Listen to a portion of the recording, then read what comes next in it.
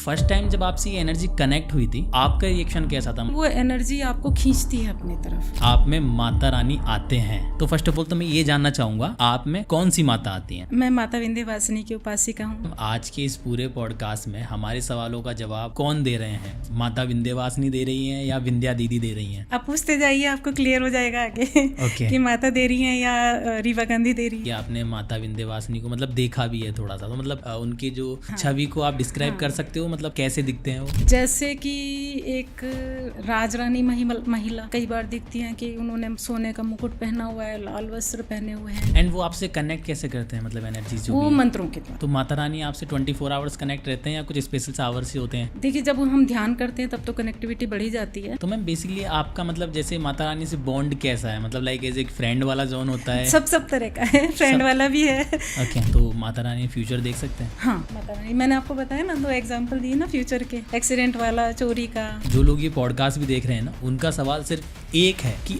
अगर माता रानी फ्यूचर देख सकते हैं तो उस फ्यूचर को देख के वो गरीब लोगों की मदद क्यों नहीं कर सकती हैं, या जो सैनिक लोग हमारे मरते हैं उनको क्यों नहीं बचा सकती हैं, या फिर लाइक देश में जो भी ऐसी बड़ी बड़ी घटनाएं होती हैं उनको क्यों नहीं रोक सकती हैं? ये देखिए, एक तो प्रकृति, प्रारब्ध, हमारे कर्म, जैसे हम मनुष्य, पशु, पक्षी सब कुछ अपना कार्य कर रहे हैं, वैसे प्रकृति भी अपना काम कर रही है। या XYZ किसी भी तीर्थ स्थल पे लाइक भक्तगण जा रहे हैं तो वो गिर के मर जाते हैं, तो उस टाइम पे तो माता को पता होता है कि वो निर्दोष हैं और सिर्फ मेरी पूजा पाठ करने ही आ रहा है, फिर भी माता रानी कैसे उनको पता कि निर्दोष है? कि आपके लिए चमत्कार क्या है? फिर हमारी मनोकामनाएं पूर्ण हो जाना चमत्कार है। आप चमत्कारी हैं? माता तो है। ये जवाब किसने दिया है? माता की तरफ से मैंने ये जवाब दिया है कि माता तो है चमत्कारी। माता रानी के आई थिंक एक मंदिर के अंदर एक लड़की के साथ में गलत काम हुआ, मंदिर के अंदर ही। तो मतलब ये एनर्जीज हैं तो इतना तो लाइक किसी की हेल्प कर ही सकती हैं कि अगर मंदिर के अंदर ही वो गलत चीजें किसी लड़की के साथ में हो रही है तो वो क्यों नहीं बचा सकती हैं? ये सवाल मेरा पर्सनली माता रानी से ही है। आप एक बात सोचिए, आपको लगता है कि मंदिरों में पॉजिटिविटी बची है? इल्यूमिनाटी। तो बेसिकली ये क्या है और मतलब कहाँ से स्टार्ट हुई, कहाँ से क्रिएट हुई और इसका कॉन्सेप्ट क्या है काम करने में? जो हम सनातनी हैं उनके लिए तो ये नेगेटिव एनर्जी है, क्योंकि मेरे पास एक केस ऐसा आ चुका है। हमने आपके बारे में देखा हुआ है कि सोशल मीडिया वगैरह पे कि आप है ना किसी भी लोकेशन को या एड्रेस को देख के उस चीज़ को एनालाइज कर लेते हो कि उस एरिया में या कोई एनर्जी है या वहाँ पे रहने वाले लोगों में कोई प्रॉब्लम वगैरह है। तो मतलब आप ये चीज़ें कैसे करते हो उस एरिया को एनालाइज करके? हम उस मंत्र का जाप करके उन देवी देवताओं को, उन शक्तियों को उस स्थान पे भेजते हैं। अपने बारे में कुछ पूछना चाहूँ कि मेरी लाइफ आगे क्या होगी? खमागणी जयपुर, मैं हूं अमन राजपूत और स्वागत है आपका जयपुर जंक्शन पॉडकास्ट के एक और नए एपिसोड में। हम सबको पता है कि इस यूनिवर्स में 2 टाइप की एनर्जीज पाई जाती हैं, एक पॉजिटिव एनर्जी और दूसरा नेगेटिव एनर्जी। जो नेगेटिव एनर्जी है उनका काम सिर्फ हमको डिस्टर्ब करना होता है, हमारी लाइफ में प्रॉब्लम क्रिएट करना होता है। इनफैक्ट हमारी लाइफ में ही नहीं, हमसे जुड़े जो भी लोग हैं, चाहे वो हमारी फैमिली हो या जो भी हमारे लाइक चाहने वाले हैं, जो भी हमारे साथ में रहते हैं, उन सबको वो प्रॉब्लम में डालती हैं। और जो पॉजिटिव एनर्जी होती हैं उनका काम इन सब के पूरा उल्टा होता है। लाइक उनका जो काम होता है वो हमको प्रोटेक्ट करना होता है। हमारी लाइफ में जो भी लाइक प्रॉब्लम्स क्रिएट होती हैं, उन प्रॉब्लम्स को दूर करने का जो काम करती हैं वो करती हैं पॉजिटिव एनर्जीज़। आज की इस पॉडकास्ट में मैं एनर्जीज़ की बात इसलिए कर रहा हूँ क्योंकि जो आज हमारे गेस्ट हैं वो पूरी तरीके से पॉजिटिव एनर्जी के प्रचारक हैं और उनका मानना है कि पॉजिटिव एनर्जीज़ उनसे कनेक्ट होती हैं, जिनकी सहायता से वो लोगों की, आम लोगों की, या फिर मैं बात करूँ देश से रिलेटेड, या जो पॉलिटिशियन है या जो गवर्नमेंट ऑफिसर्स हैं उन तक की हेल्प करती हैं। तो आज के जो हमारे गेस्ट हैं मैं उनका स्वागत करना चाहूँगा। रीवा गांधी जी, मैम बहुत बहुत स्वागत है आपका हमारे इस पॉडकास्ट चैनल पे। थैंक यू अमन जी, जय माता की, आप सभी को जय माता की। और सबसे पहले मैं अमन जी आपको धन्यवाद दूंगी कि आपने मुझे इनवाइट किया अपने पॉडकास्ट पे और कुछ बातें क्लैरिफिकेशन के लिए, कुछ क्लैरिटी के लिए कि जो भी ये चीज़ें नेगेटिव पॉजिटिव का जो गेम है ये क्या है। तो मैं कोशिश करूँगी कि मैं पूरी हद तक उसमें कामयाब हूँ, आप लोग जानें कि पॉजिटिव नेगेटिव एनर्जी क्या है। बेसिकली मैम जब भी हम एनर्जीज़ की बात करते हैं ना, या जिन भी लोगों का मैंने आज से पहले पॉडकास्ट लिया है, तो उनकी लाइफ में कुछ ना कुछ चीज़ें हैं, लाइक वो जब भी बताते हैं कि उनसे पॉजिटिव एनर्जीज़ कनेक्ट जब हुई थी तो उनकी जो नॉर्मल लाइफ थी या जो चाइल्डहुड लाइफ थी ना, वो थोड़ी सी अलग थी, या हम लोगों से तो अलग ही थी बिल्कुल। तो आपकी जो चाइल्डहुड लाइफ थी, जो आपका बचपना था, वो कैसा था? नॉर्मल बच्चों की तरह था या फिर थोड़ा सा अलग था? आपकी थॉट प्रोसेस क्या थी? आप कैसे चीज़ों पर रिएक्ट करते थे? वो थोड़ा आप बताइए पब्लिक को। मैं तो बचपन में देखिए करीब 9-10 साल की उम्र तक मैं अपने दादी दादा के पास रही, और उन्होंने मुझे पाला, और बहुत शरारती थी। मुझे कहीं ऐसा नहीं लगा कि कुछ देवी देवताओं जैसी चीज़ या कुछ पॉजिटिव नेगेटिव एनर्जी जैसी चीज़ मेरे साथ थी। लेकिन मेरे जीवन पे मैं मानती हूँ कि मेरी दादी का बहुत ज़्यादा असर पड़ा है, और हमारा जो सराउंडिंग्स थे, जो हम घर वाले जो पूजा पाठ करते थे हमारे, उन सब चीज़ों का बहुत असर पड़ा मेरे ऊपर। और क्योंकि हर त्यौहार हम बहुत अच्छे से मनाते थे, हवन पूजा वगैरह भी करते थे। डेली मैं देखती थी कि हमारे घर के बड़े बुजुर्ग, स्पेशली जो लेडीज़ हैं, वो एक उन्होंने अपना पूजा घर बनाया हुआ है, और उसमें वो पूजा पाठ डेली करती हैं, रोज़ करती हैं। 30 त्यौहार आते हैं उनको बहुत अच्छी तरह से मनाती हैं। नवरात्रे जो आते हैं उनको भी बहुत अच्छी तरह से वो मनाती थी। मैं भी उनके साथ में मंदिर जाया करती थी। तो इस तरह से उस एनर्जी से तो मैं समझ लीजिए कि पूजा पाठ से तो मैं शुरू से ही कनेक्ट हो चुकी थी। फिर मैं आई, राजस्थान आ गई, वहाँ पे पेरेंट्स के साथ में रही, तो वहाँ भी होता था सब कुछ, लेकिन बड़े बुजुर्ग जो हमारे करते थे उनसे थोड़ा सा अलग, मतलब कनेक्टिविटी उनसे थोड़ी सी मेरी कम हो गई थी। और पढ़ाई लिखाई वगैरह में मैं ज़्यादा लग गई, और पढ़ने लिखने लगी। एवरेज थी, लेकिन पढ़ाई लिखाई में उस टाइम पे ज़्यादा हो गए। फिर आगे जाके ग्रेजुएशन के लिए मैं बाहर निकली घर से अपने। तब तक तो सब कुछ नॉर्मल चलता रहा था, लेकिन 10th में मैं कह सकती हूँ कि 10th में एक मैंने न्यूज़पेपर में कोई आर्टिकल पढ़ा था जो कि यक्षिणी से और आत्माओं से संबंधित कुछ था। थोड़ा सा उसको कह सकते हो कि वो टर्निंग पॉइंट था एक, कि मैं जानना चाहती थी कि ये सब चीज़ें क्या हैं, क्या नहीं है। वहाँ से हल्का सा एक चेंज आना शुरू हुआ था। कई बार मैं पूजा करती, कई बार मैं बहुत देर तक बैठ के पूजा करती, कई बार ऐसा लगता था कि एक पैर पे खड़े होकर पूजा करने लग जाती थी। कुछ लगता था कि कोई मंत्र मिल जाए, नहीं मिलता तो अपने मन से कोई मंत्र लेके उसका जाप करती, हाथ जोड़ के भगवान जी के आगे प्रार्थना करती, तस्वीरों के आगे की ये सब कुछ हो मेरे साथ में, कुछ हो, लेकिन ऐसा कुछ फील होता नहीं था। फिर मैं जो पढ़ाई लिखाई करने लगी, अपना ग्रेजुएशन कंप्लीट करी, फार्मेसी मैंने बी फार्मा किया। उसके बाद मैं जॉब में आ गई, जॉब किया कुछ साल तक, फिर मेरी शादी हो गई। लेकिन उस टाइम पे जॉब से पहले ही मुझे एक गुरु मिले। ये समझ लीजिए कि शायद ईश्वरीय शक्तियाँ जो यूनिवर्स होती हैं, उन्होंने मेरा सुना कि मैं कोई रास्ता बदलना चाहती हूँ। मैं कभी भी सेटिस्फाइड नहीं रही कि जो कुछ भी मैं अभी कर रही हूँ उससे मुझे कभी सेटिस्फेक्शन नहीं मिलता था। मैं चाहती थी कि नहीं, ये तो सब कर रहे हैं, मैं कुछ अलग करूँ, कुछ और अलग करूँ, कुछ और अलग करूँ। करते करते मैं पूजा पाठ करती थी, और कुछ बुक्स वगैरह जो धार्मिक किताबें भी मैं पढ़ती थी।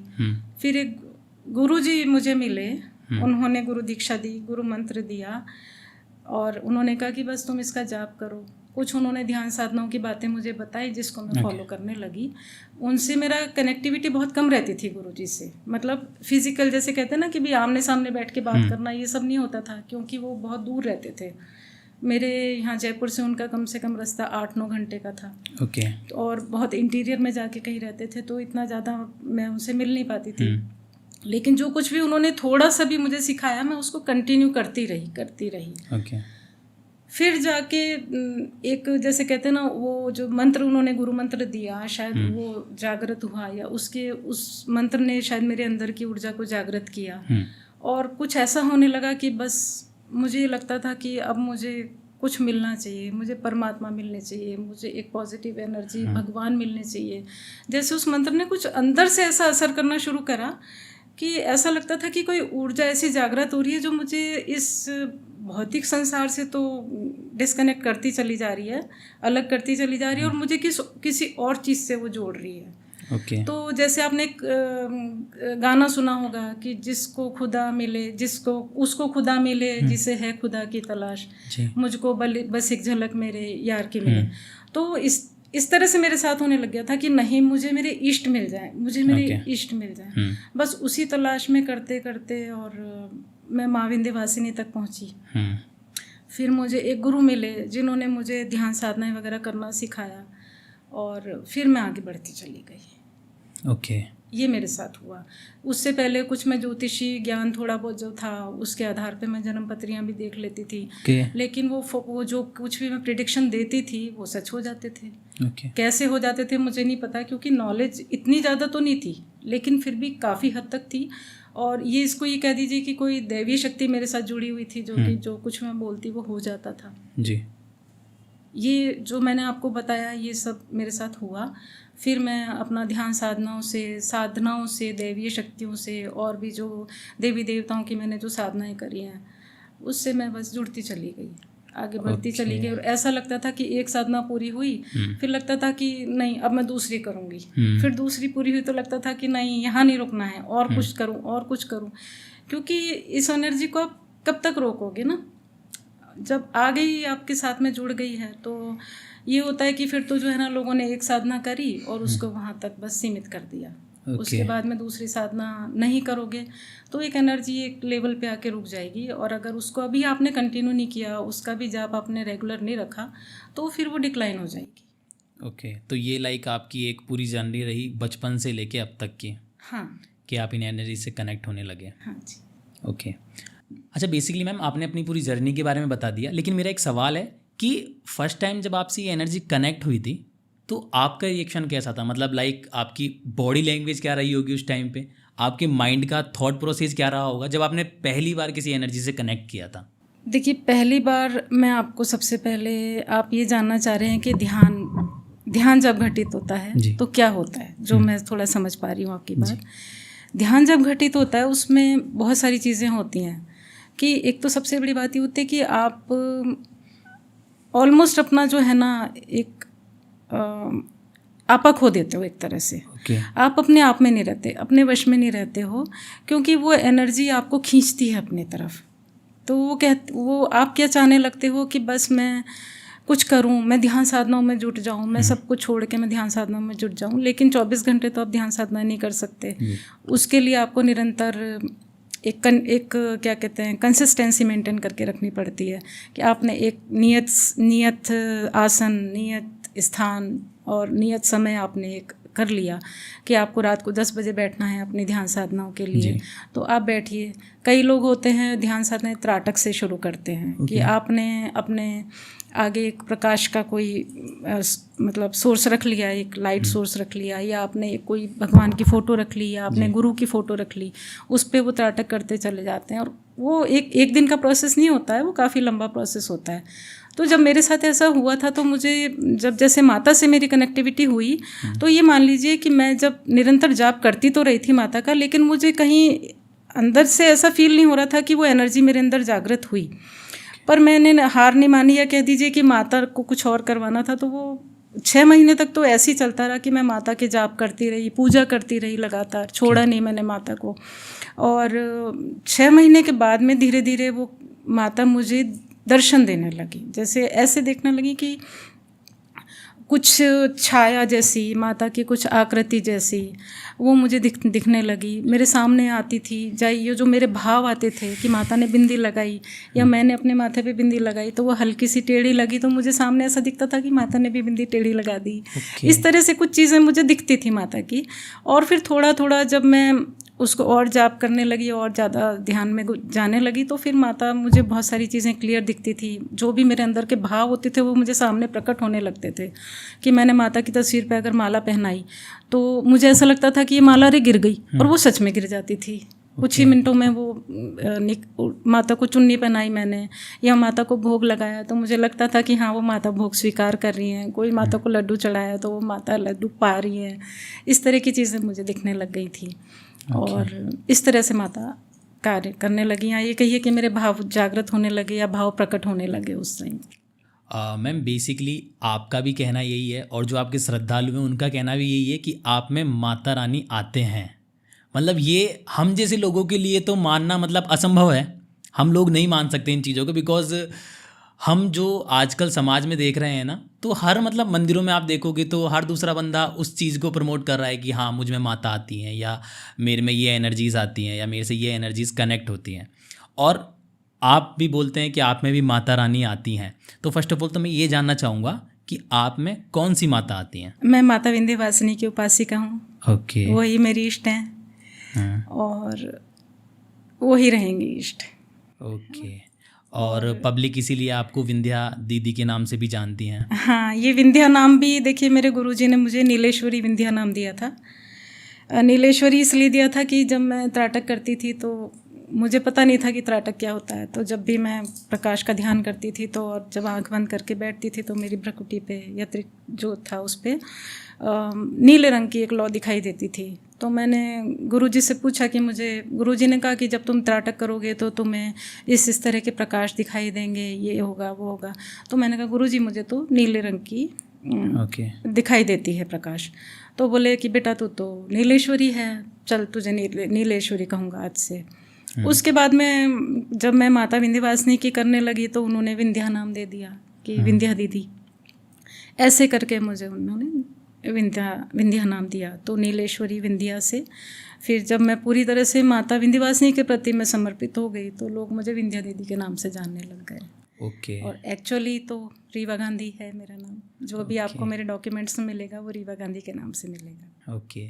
मैम, आज के इस पूरे पॉडकास्ट में हमारे सवालों का जवाब कौन दे रहे हैं? माता विंध्यवासिनी दे रही हैं या विंध्या दीदी दे रही हैं? आप पूछते जाइए, आपको क्लियर हो जाएगा आगे ओके। कि माता दे रही हैं या रीवा गांधी दे रही है। ओके।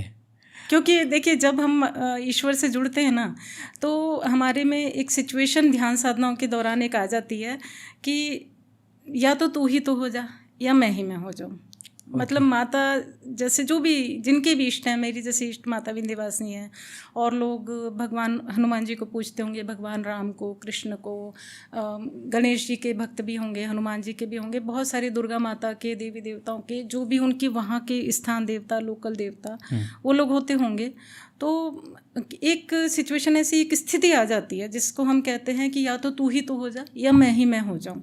मतलब कि या तो वो माता हो जाए या वो रीवा गांधी हो जाए। तो मेरे साथ ये सिचुएशन कई बार आती है कि मैं जवाब ये जो कुछ भी मैंने माता से सामने बैठ के क्वेश्चन पूछा और जो मुझे जो जवाब मिला वो कहीं मेरे मन की उपज तो नहीं है, वो सही में माता दे रही है या मैं खुद दे रही हूँ या मेरा मन चाह रहा है कि मैं ये सब करूँ। तो कई बार ऐसे कन्फ्यूजन हो जाता था। लेकिन फिर मैंने थोड़े टाइम बाद ये सोचना शुरू कर दिया कि नहीं, अब चाहे मेरे मन में जो भी भाव आ रहे हैं मैं उसको माता के ही भाव मान के करूँगी। ओके। तो मैम बेसिकली जो व्यूअर्स हैं उनको भी आप थोड़ा सा ब्रीफ में बताएं कि माँ विंध्यवासिनी कौन है, उनका स्वरूप क्या है, मतलब कैसे उनकी स्टार्टिंग चीज़ें कहाँ से हुई। होता है ना कि हम सब माता के बारे में पता है, जैसे शिव जी के बारे में बात करें हम या रामायण के प्रभु श्री राम की बात करें तो हमको पता है कि कहाँ कहाँ से उनकी चीज़ें स्टार्ट हुई है। तो माता विंध्यवासिनी कौन है? माता विंध्यवासिनी का धाम विंध्याचल धाम जो कि मिर्ज़ापुर में है, उत्तर प्रदेश के मिर्ज़ापुर में। ये प्रयागराज और बनारस के बीच में एक शहर आता है मिर्ज़ापुर। वहाँ से करीब 8 से 9 किलोमीटर अलग जाएंगे रोड पे तो मिर्ज़ापुर ये विंध्याचल धाम के लिए रोड जाती है। तो वहाँ पे माता विंध्यवासिनी का धाम है। और बहुत मान्यता है वहाँ की, बहुत मान्यता है। बहुत लोग, लाखों लोग वहाँ जाते हैं और जो मानते हैं वो उनको मानते हैं, वो फिर किसी और को नहीं मानते क्योंकि उनको इतना दृढ़ विश्वास हो जाता है। देखिए ये सबका अपने साथ है, जो भी जिन देवताओं को मानते हैं उनके प्रति वो समर्पित हो जाते हैं। तो वो धाम है। और विंध्यवासिनी का जो मैं बात करूँगी तो आपने भगवान कृष्ण के बारे में सुना है कि उनका जन्म किस तरह से हुआ और वो नंद बाबा के पास किस तरह से पहुँचे। उनके पिता वासुदेव उनको लेके और वहाँ गए नंद बाबा के पास में। वहाँ पे एक कन्या ने जन्म लिया था, उस कन्या को वापस लेके आए जेल में और देवकी माता ने उनको अपने साथ रखा। फिर अगले दिन जब सुबह वो कंस आए, उन्होंने कहा कहाँ है बालक, तो कि ये तो बालिका है, तो बालिका को जन्म दिया है। तो उन्होंने कहा कि कोई बात नहीं, बालिका भी है तो भी मेरी दुश्मन है, 8वां है तुम्हारे ये जो भी पुत्र पुत्री 8वें संतान के रूप में इसने जन्म लिया है। तो जैसे ही वो पत्थर पे पटकने लगा कंस, वो योग माया उड़ के आकाश में चली गई। वहाँ पे एक आकाशवाणी हुई कि जिसे तू मारने लगा है, जिसको तू मारना चाह रहा है, वो तो जन्म ले चुका है, वो नंद बाबा के नंदगांव में है, लेकिन मैं तो कुछ और हूँ, तो इसलिए तेरा तो मरण निश्चित है, तो मरेगा। फिर वो योग माया ये वहाँ से चली गई विंध्याचल पर्वत पे। वहाँ पे एक तपस्वी थे जो साधना करते थे, साधु थे, उनको वो घूमते हुए वो माता की मूर्ति मिली। उन्होंने उस मूर्ति को लिया और प्रतिष्ठित कर दिया। जब उसकी स्थापना कर दी मूर्ति की, तो वो तो अपना मंदिर बनाने में लग गए थे। वहाँ पे गांववासी भी देखते थे कि ये जो साधु है ये क्या कर रहा है, बार बार ये क्यों मंदिर बना रहा है। लेकिन जब वो साधु मंदिर बनाने लगे तो गांव वालों ने भी उनको कोऑपरेट किया, सहयोग किया उनको कि चलो हम भी आपके लिए काम करते हैं। इस प्रकार उन्होंने माता विंध्यवासिनी के मंदिर की स्थापना की। ओके। तो माता विंध्यवासिनी बेसिकली ये भगवान कृष्ण की बहन है। ओके। योग माया है, क्योंकि देखिए हर युग में माताओं ने और देवी शक्तियों ने हर अवतार लिए हैं। तो माता विंध्यवासिनी ने भी उस रूप में अवतार लिया, चूँकि वो है दुर्गा का रूप। वन दुर्गा उनको कहते हैं। माता विंध्यवासिनी है, दुर्गा का रूप ही है वो, क्योंकि उन्होंने दुष्टों को मारने के लिए हर तरह से अलग अलग अवतार लिए हैं। महिषासुर मर्दिनी भी कह सकते हैं, दुर्गा भी कह सकते हैं उनको, चंडिका वगैरह, सती वगैरह जो कुछ भी है, माता पार्वती का रूप भी है, दुर्गा का भी है। तो माँ विंध्यवासिनी भी दुर्गा का ही रूप है। ओके। और लेकिन उनको ये कहा जाता है कि वो कृष्ण की बहन भी हैं। ओके। एंड मैम, जब भी जैसे माता विंध्यवासिनी जब आपसे कनेक्ट करती हैं तो लाइक आपको कैसा फील होता है उस टाइम पे? लाइक आपकी बॉडी में आपको कैसा फील होता है उस टाइम पे? शुरू में जब कनेक्ट होती थी तो मुझे वो दिखाई देती थी, उनके भाव दिखाई देते थे। जब मैं उनके सामने बैठती थी, उनका ध्यान करती थी, तो एक स्वरूप मेरे सामने उभरता था कि माता आ रही हैं। अब जब मैं ध्यान करती हूँ तो मुझे उनके हल्का सा ऐसा लगता है कि वो मुझसे बात कर रही हैं, आवाज़ सुनाई भी दे रही है उनकी, और मन में भाव भी आते हैं कुछ हल्का सा, जैसे कि चारों तरफ का चीज़ मुझे कुछ भी ध्यान नहीं रहता कि मेरे आसपास क्या है, लेकिन बस उन्हीं में खो जाती हूँ। एक हल्की सी कोई प्रकाश की किरण भी आती है, कई बार बहुत सारी चीज़ें छाया रूप में दिखती हैं। और जब माता, देखिए जो भी हमारे इष्ट होते हैं ना, वो साधक पे शक्तिपात जरूर करते हैं। ओके। जब साधक बहुत ज़्यादा परेशान हो जाता है साधक, तो वो शक्तिपात करते हैं। तो जब माता मुझे शक्तिपात करने के लिए आती हैं तो वो एक बहुत प्रकाशवान, एक जैसे माता दुर्गा का तेजस्वी रूप लेके वो आती हैं। ओके। अदरवाइज़ एक नॉर्मल महिला के रूप में ही मुझे दिखाई देती हैं, जैसे माता के रूप में। जैसे कहते हैं ना कि जाकी रही भावना जैसी, प्रभु मूरत देखी तिन तैसी। तो मैं जैसे भाव करती हूँ उसी भाव में वो प्रकट हो जाती है। ओके। तो बेसिकली मतलब आप बता रहे हैं कि आपने माता विंध्यवासिनी को मतलब देखा भी है थोड़ा सा, तो मतलब उनकी जो छवि को आप डिस्क्राइब कर सकते हो, मतलब कैसे दिखते हैं वो? जैसे कि एक राजरानी महिला कई बार दिखती हैं कि उन्होंने सोने का मुकुट पहना हुआ है, लाल वस्त्र पहने हुए हैं। कई बार ऐसा होता है कि जो वस्त्र मैंने पहने होते हैं उसमें ही वो मुझे दर्शन भी देती हैं। उन्हीं मैं सामने देखती हूँ कि ये तो मैंने पहने हुए हैं कपड़े, और यही माता ने भी पहने हुए हैं। ऐसा क्यों हो रहा है? अब देखिए, जो साधक करते होंगे साधना, वो शायद मेरी बात को कोरिलेट कर सकते हैं कि मुझे ऐसा दिखता है कि जो मैंने पहना हुआ है वो माता ने पहना हुआ है। और एक माता दिखती हैं तो करीब एक महिला के रूप में मुझे दिखती हैं, जैसे हमारी माताएं होती हैं, बड़ी होती हैं माएँ, उस रूप में मुझे दिखती हैं। एक कई बार इंसानी सूरत जो होती है उसमें भी दिखती हैं। शुरू में ऐसा दिखता था कि मैं उनके साथ जा रही हूँ तो वो मेरी उंगली पकड़ के मेरे साथ साथ चल रही हैं, और एक मैं छोटी सी 6-7 साल की बच्ची हूँ और वो मेरा हाथ पकड़ के चल रही हैं, कहीं जंगल में जा रही हैं, कहीं जा रही हैं। ऐसे ऐसे मुझे ध्यान में चीज़ें दिखती थी। और अब ये हो रहा है कि अब वो ऊर्जा जो आ रही है वो ऊर्जा के रूप में ज़्यादा आती हैं। ओके। अब वो छवि के रूप में कम और ऊर्जा के रूप में ज़्यादा आती हैं। और जब आती हैं तो जब शक्तिपात करने आती हैं तो फिर उनका रूप ही विराट रूप होता है, वो एकदम जगदम्बा स्वरूप होती हैं। एंड वो आपसे कनेक्ट कैसे करते हैं, मतलब एनर्जी जो वो मंत्रों के द्वारा। ओके। देखिए, प्रकृति को तो देवता संचालित करते हैं, है ना, और देवता मंत्र शक्ति से संचालित होते हैं। ओके। और जो साधक होता है वो जिस देवता का मंत्र का जाप करता है उस देवता के गुण उस साधक में आने लग जाते हैं। तो हमारे जो भी ईश्वरीय ऊर्जाएं होती हैं, दैवी शक्तियाँ या जो जिस भी तरह की शक्तियाँ, जो भी हम मंत्रों का जाप करते हैं तो वो शक्ति हमारे शरीर में एक स्थान बना लेती है अपना। जी। इसी प्रकार हो सकता है, जो मुझे लगता है कि एक मेरे अंदर भी माता ने या उस ऊर्जा ने एक स्थान बना लिया है। अब जब मैं जाप करूँगी तो वो ऊर्जा मेरे से कनेक्ट होगी। ओके। मैं ये तो देखिए नहीं कहती कि मैं माता बन गई, जी। या मैं किसी तरह का कोई क्लेम नहीं करती। मैं सिर्फ ये कहती हूँ कि मैं माता की उपासिका हूँ, उनके प्रति समर्पित हूँ, उनकी ध्यान पूजा मैं करती हूँ, और सब कुछ मैंने उनके प्रति समर्पित कर दिया कि आप करो, जो करना है आप करोगी मेरे लिए। ओके। बस। तो माता रानी आपसे 24 आवर्स कनेक्ट रहते हैं या कुछ स्पेशल आवर्स ही होते हैं पूरे दिन में? देखिए, जब हम ध्यान करते हैं तब तो कनेक्टिविटी बढ़ी जाती है जी। और जब हम ध्यान नहीं करते हैं ना, तो मान लीजिए मैं ड्राइविंग कर रही हूँ या मैं कहीं कुछ और काम कर रही हूँ, तो जब मैं बिल्कुल शांत माहौल में होती हूँ तब तो मुझे माता की हमेशा प्रेजेंस दिखाई देती है, समझ में आती है कि हाँ माता मेरे साथ है, ये कर रही हैं वो कर रही हैं। और कभी मैं आंख बंद करके माता का ध्यान करती हूँ कि माता चलो मेरे साथ में, तो वो मुझे जवाब देती है अच्छा ठीक है चल रहे हैं हम लोग भी। इस तरह की कुछ चीज़ें दिखाई देती है। और जब मैं उनका ध्यान नहीं कर रही होती हूँ तब भी वो मेरे साथ तो होती ही हैं और मुझे बचाती भी हैं। और कई जगह ऐसा हुआ कि कुछ होने वाला होता है और वो मुझे एकदम से इशारा बोल देती हैं या मुझे आवाज़ आती है साइड में ले ले, या यहाँ से बच, इधर मत जा, उधर मत जा, तो वो बताती हैं और वो होता भी है। तो मैम बेसिकली आपका मतलब जैसे माता रानी से बॉन्ड कैसा है? मतलब लाइक एज एक फ्रेंड वाला जोन होता है? सब तरह का है, फ्रेंड वाला भी है। ओके। बिल्कुल सही बोला है आपने। फ्रेंड वाला भी जोन है, माँ वाला भी जोन है, माँ बेटी वाला भी जोन है, रूठना मनाना भी है उसमें। जैसे एक बच्चा अपनी माँ के साथ करता है वो सब कुछ है।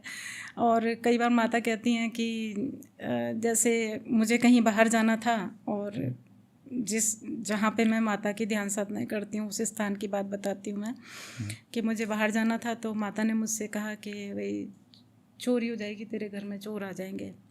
अब मेरे पास टाइम बहुत कम था कि मैं जहाँ रह रही हूँ वहाँ रहूँ या जहाँ मैं मेरा साधना में करती हूँ उस स्थान पे जाके मैं बैठूँ।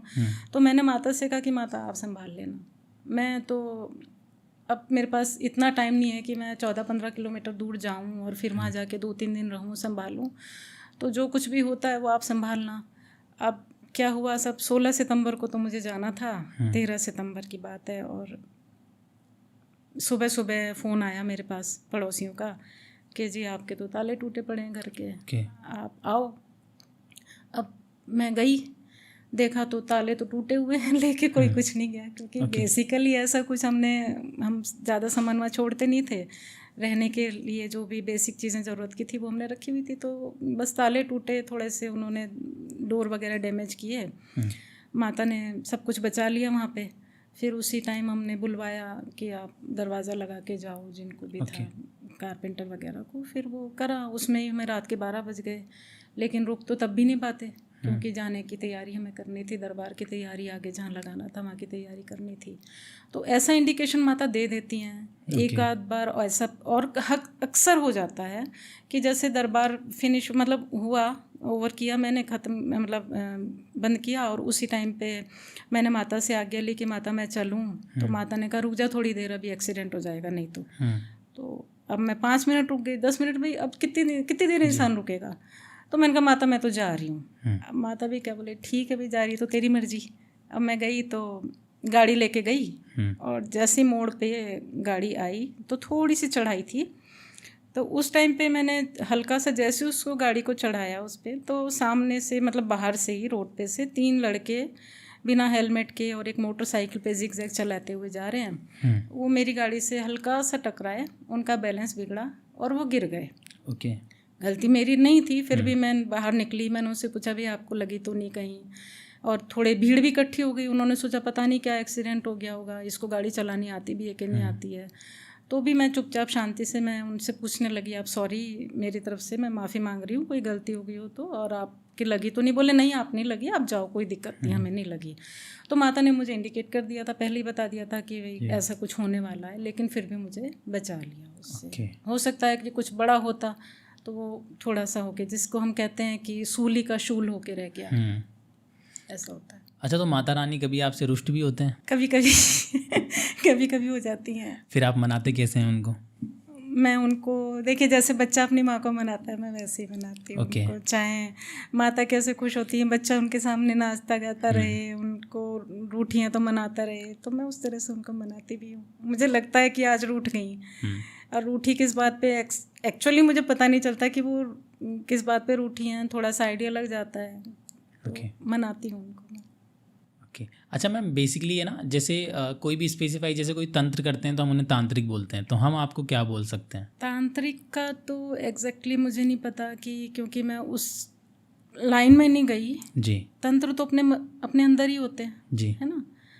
तांत्रिक कहें लोग माने, ये उनकी मर्जी है। मैं तो खुद को माता की उपासिका ही मानती हूँ। तो एज ए उपासिका हम आपको हाँ, साधिका भी कह सकते हैं, उपासिका भी कह सकते हैं। ओके। तो बेसिकली आपने कुछ सिद्धियाँ वगैरह भी की होगी? हाँ, साधनाएं करनी पड़ती हैं, सिद्धियाँ लेनी पड़ती हैं, और वो सारी सिद्धियाँ माता के अंडर में होती हैं, क्योंकि माता हमारी इष्ट है। हाँ। तो मैं उन्हीं के ही अंडर में, उनके ही सुपरविजन में करती हूँ सारी साधनाएं। गुरु से आज्ञा लेती हूँ, गुरु मुझे उसका बताते हैं, और जहाँ पे कुछ कमी रह जाती है, कुछ और एडिशन करना होता है, तो वहाँ माता मुझे बताती हैं कि इसको इस तरह से कर। तो उसमें जो कुछ भी क्लैरिटी लानी होती है तो माता इंडिकेट करती हैं, हेल्प करती हैं पूरी। तो माता रानी फ्यूचर देख सकते हैं? हाँ, माता रानी, मैंने आपको बताया ना, 2 एग्जाम्पल दिए ना फ्यूचर के, एक्सीडेंट वाला, चोरी का, इस तरह की माता बताती हैं। और माता तो सारे फ्यूचर देख लेती हैं, मतलब वो आगे की बात, पास्ट भी बता देती हैं कई बार, और फ्यूचर बताती हैं। लेकिन हम फ्यूचर में ज़्यादा इसलिए नहीं जाते क्योंकि कई बार ऐसी चीज़ें हो जाती हैं कि हमारा मन विचलित हो जाए, और हम अपने रास्ते से भटक जाएं, या हम अपनी मेंटल कंडीशन को थोड़ा सा और ज़्यादा वर्स्ट कर लें। इसलिए हम कोशिश ये करते हैं कि हम फ्यूचर ना देखें। लेकिन फिर भी जैसे कई बार ऐसा होता है कि हम माता से कहते हैं कि माता हम इस जगह जा रहे हैं, तो आप हमें ये तो बता दो कि वहाँ क्या है, कोई ऐसी कोई चीज़ तो नहीं है, मैं कहीं दरबार लगाने जा रही हूँ, वहाँ पे कुछ ऐसी पॉजिटिव नेगेटिव एनर्जी, तो माता इतना बता देती हैं कि वहाँ पॉजिटिव एनर्जी है या नेगेटिव एनर्जी है, वहाँ किस तरह के लोग आएंगे, ये सब चीज़ें माता बता देती हैं हमें। बहुत ज़्यादा डीप में नहीं जाते हैं, क्योंकि वो डीप में भी बता देती हैं, फ्यूचर बता देंगे आपको, लेकिन उस टाइम पे आपको सहन करने लायक होना पड़ेगा। तो फ्यूचर देख के फ्यूचर को बदला जा सकता है? डिपेंड करता है, बदल भी सकते हैं, और ये सब देश काल पे और पर्सन टू पर्सन डिपेंड करता है कि कितना ज़रूरी है, कितना वो डिज़र्व करता है, डिज़ायर क्या है, नीड क्या है, और देश हित में है कि नहीं है। सबसे बड़ी बात है कि देश हित में है कि नहीं है, और इसको बदलवा के वो क्या करना चाहता है। हम तो इंसान हैं, हम नहीं समझ पाते, लेकिन वो जो जगत स्वामिनी है, अधिष्ठात्री देवी हैं, तो वो तो सब कुछ जानती हैं, ब्रह्मांड स्वामिनी है, वो तो सब कुछ जानती हैं कि किसके मन में क्या चल रहा है, तो उसी के अकॉर्डिंग वो करती हैं। मैम, लाखों करोड़ों लोगों का, या इनफैक्ट जो लोग ये पॉडकास्ट भी देख रहे हैं ना, उनका सवाल सिर्फ एक है कि अगर माता रानी फ्यूचर देख सकते हैं तो उस फ्यूचर को देख के वो गरीब लोगों की मदद क्यों नहीं कर सकती हैं, या जो सैनिक लोग हमारे मरते हैं उनको क्यों नहीं बचा सकती हैं, या फिर लाइक देश में जो भी ऐसी बड़ी बड़ी घटनाएं होती हैं उनको क्यों नहीं रोक सकती हैं? ये देखिए, एक तो प्रकृति है ना, प्रारब्ध, हमारे कर्म, जिसको हम कहते हैं कि हमारे प्रारब्ध क्या होते हैं, हमारे कर्मों के फल। प्रकृति से जुड़ी हुई आपदाएं तो वो तो रहेंगी, प्राकृतिक चीज़ें तो जो भी हैं उनको आप आपदाएं बोल लो, लेकिन वो प्रकृति अपना कार्य कर रही है। जैसे हम मनुष्य, पशु, पक्षी सब कुछ अपना कार्य कर रहे हैं, वैसे प्रकृति भी अपना काम कर रही है, उसको हम रोक नहीं सकते। आप चाहे जितना भी चाहो उसमें बाधा डालने की कोशिश करो, लेकिन प्रकृति अपना काम करेगी तो करेगी।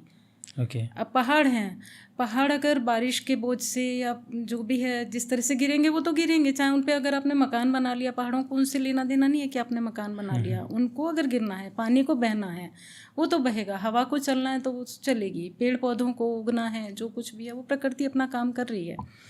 उसमें आपने बाधा डालने की कोशिश करी तो या प्रकृति के कार्य में बाधा तो डाल ही रहे हो।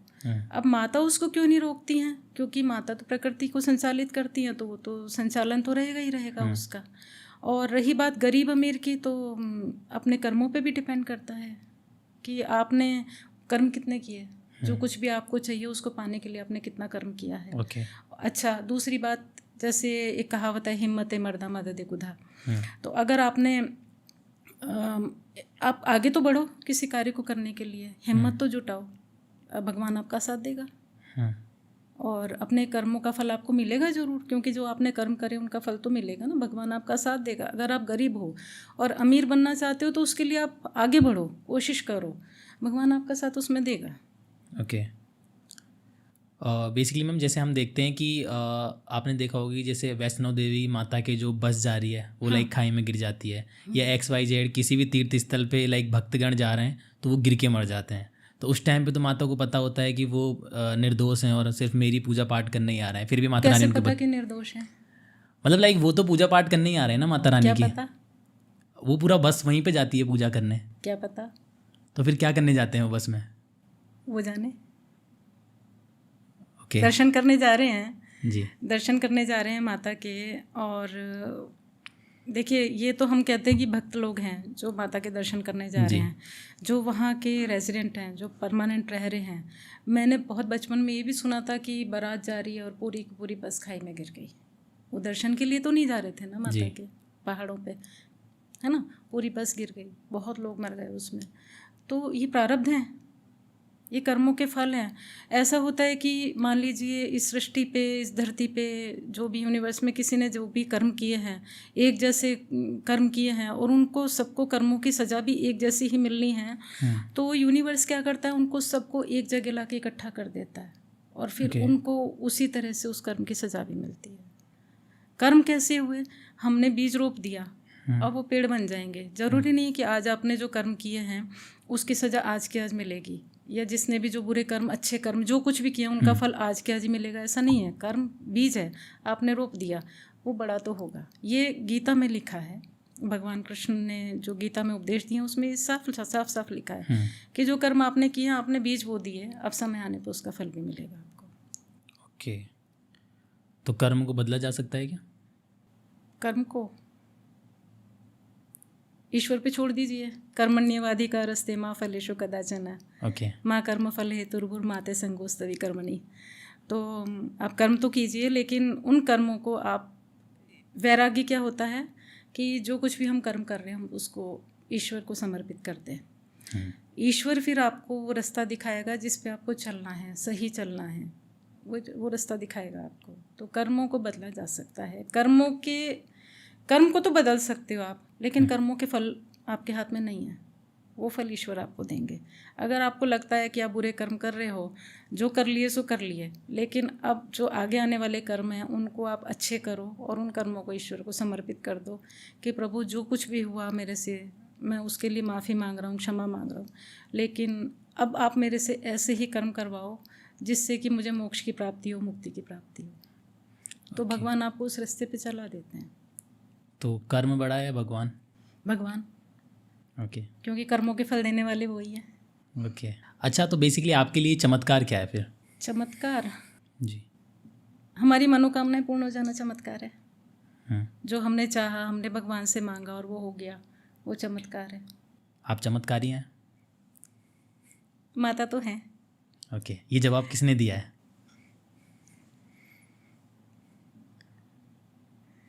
देखिए, मैंने आपसे कहा ना कि एक स्थिति ऐसी आ जाती है साधनाओं में कि या तो तू ही तू हो जाए या मैं ही मैं हो जाऊँ।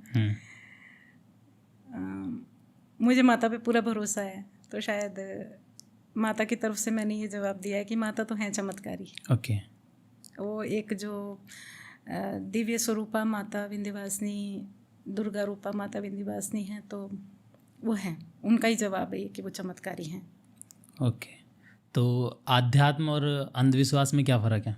जब हम गलत को मानते चले जाते हैं और उसको होने देख रहे हैं कि गलत है और उसको होने देते हैं, तो एक स्थिति ऐसी हो जाती है कि वो गलत होने ही लग जाता है। वो चाहे मान लीजिए कि आप ये कहें कि हमने ये ठान लिया कि बिल्ली ने रास्ता काट दिया तो बुरा होना ही है, तो वो आपके अंदर से एक नेगेटिव चीज़ निकली और आप उसको वापस से बार बार क्रिएट करते चले जा रहे हो, तो वो नेगेटिविटी अपना काम करेगी जी, है ना। तो वो होने लग जाएगा। ये तो हो गया अंधविश्वास जी। और आप दूसरी पूछ रहे हैं कि अध्यात्म हम जो कुछ भी कर रहे हैं वो अध्यात्म है। अगर हम साधनाएं कर रहे हैं तो ये अध्यात्म है। कोई मान लीजिए जवान जो सैनिक है हमारे, आप सोचिए वो सैनिक बनने के लिए कितनी बड़ी बड़ी उनकी अपनी साधनाएं है। माता भी उनको साधनाएं बोलती है, मैं भी उनको कहूँगी कि वो उनकी साधना है, क्योंकि वो अपने शरीर को साध रहे हैं देश की रक्षा के लिए। तो वो बहुत बड़ी साधक है। मौन धारण कर लेना, किसी बात का तुरंत जवाब ना देना और गुस्सा पे नियंत्रण करना, ये भी अपने आप में साधना है। तो ये भी अध्यात्म है। हम लोग जो ईश्वर की साधना कर रहे हैं, मंत्रों का जाप कर रहे हैं, एक नियत टाइम नियत स्थान पे बैठ के नियत माला हाथ में लेके जो जाप कर रहे हैं कुछ घंटों तक, वो भी साधना है। तो ये अध्यात्म है। ओके। तो मैम ये जैसे बहुत सारे लोग बोलते हैं कि भूत होते हैं, प्रेत होते हैं, तो आपको क्या लगता है, भूत प्रेत होते हैं? हाँ होते। आपने देखा है? हाँ देखे। कैसे होते हैं?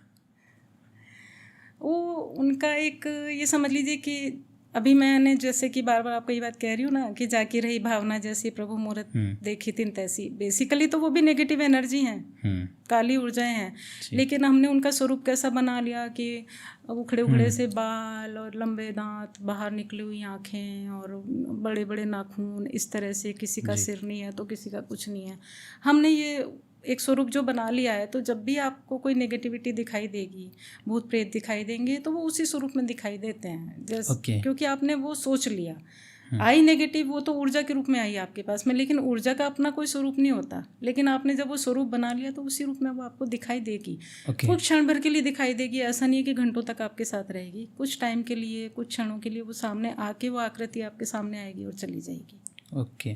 तो बेसिकली जैसे आप दरबार वगैरह लगाते हैं, तो कुछ ऐसा भूत प्रेत हो भगाने वाला कोई केस आया है आपके पास में? हाँ, कई केसेस आए ऐसे कि जिसमें उनके ऊपर भूत प्रेत हैं, उनके ऊपर जिन्न हैं और वो उनको परेशान कर रहे हैं, तो मैंने हटाए उनके ऊपर से।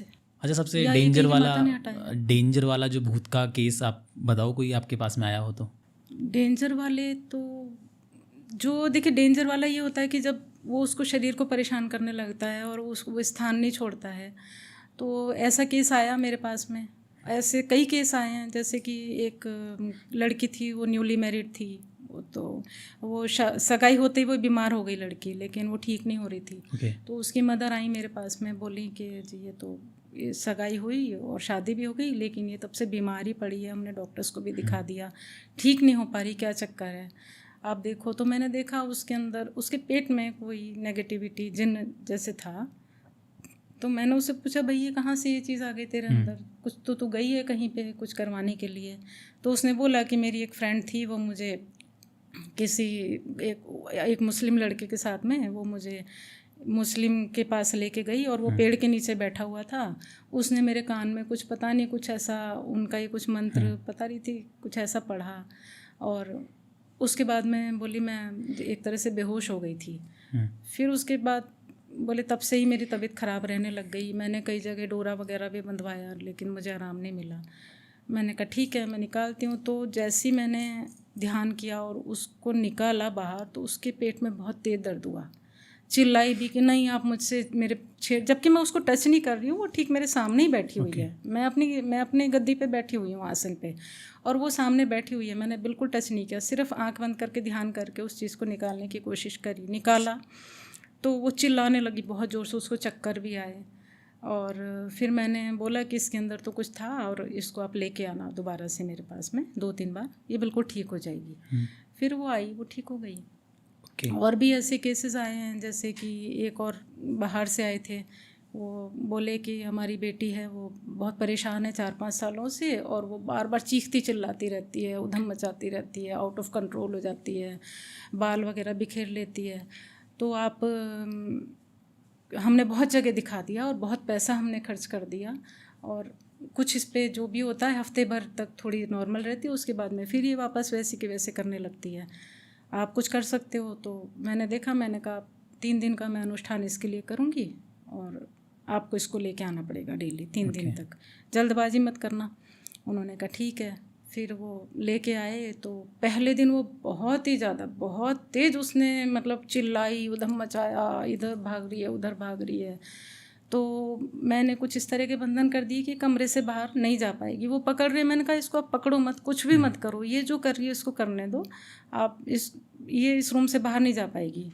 तो वो वाकई वो उस रूम से बाहर नहीं जा पाती थी, जाती फिर अंदर आती। बहुत देर तक उसने, कम से कम 1-2 घंटे तक वो चीखती चिल्लाती रही। फिर मैं उसको बोलती सीधी बैठ जा, एक आध बार मुझे उसको थोड़ा सा हाथ भी उठाना पड़े उसके ऊपर कि भाई बैठ जा शांति से।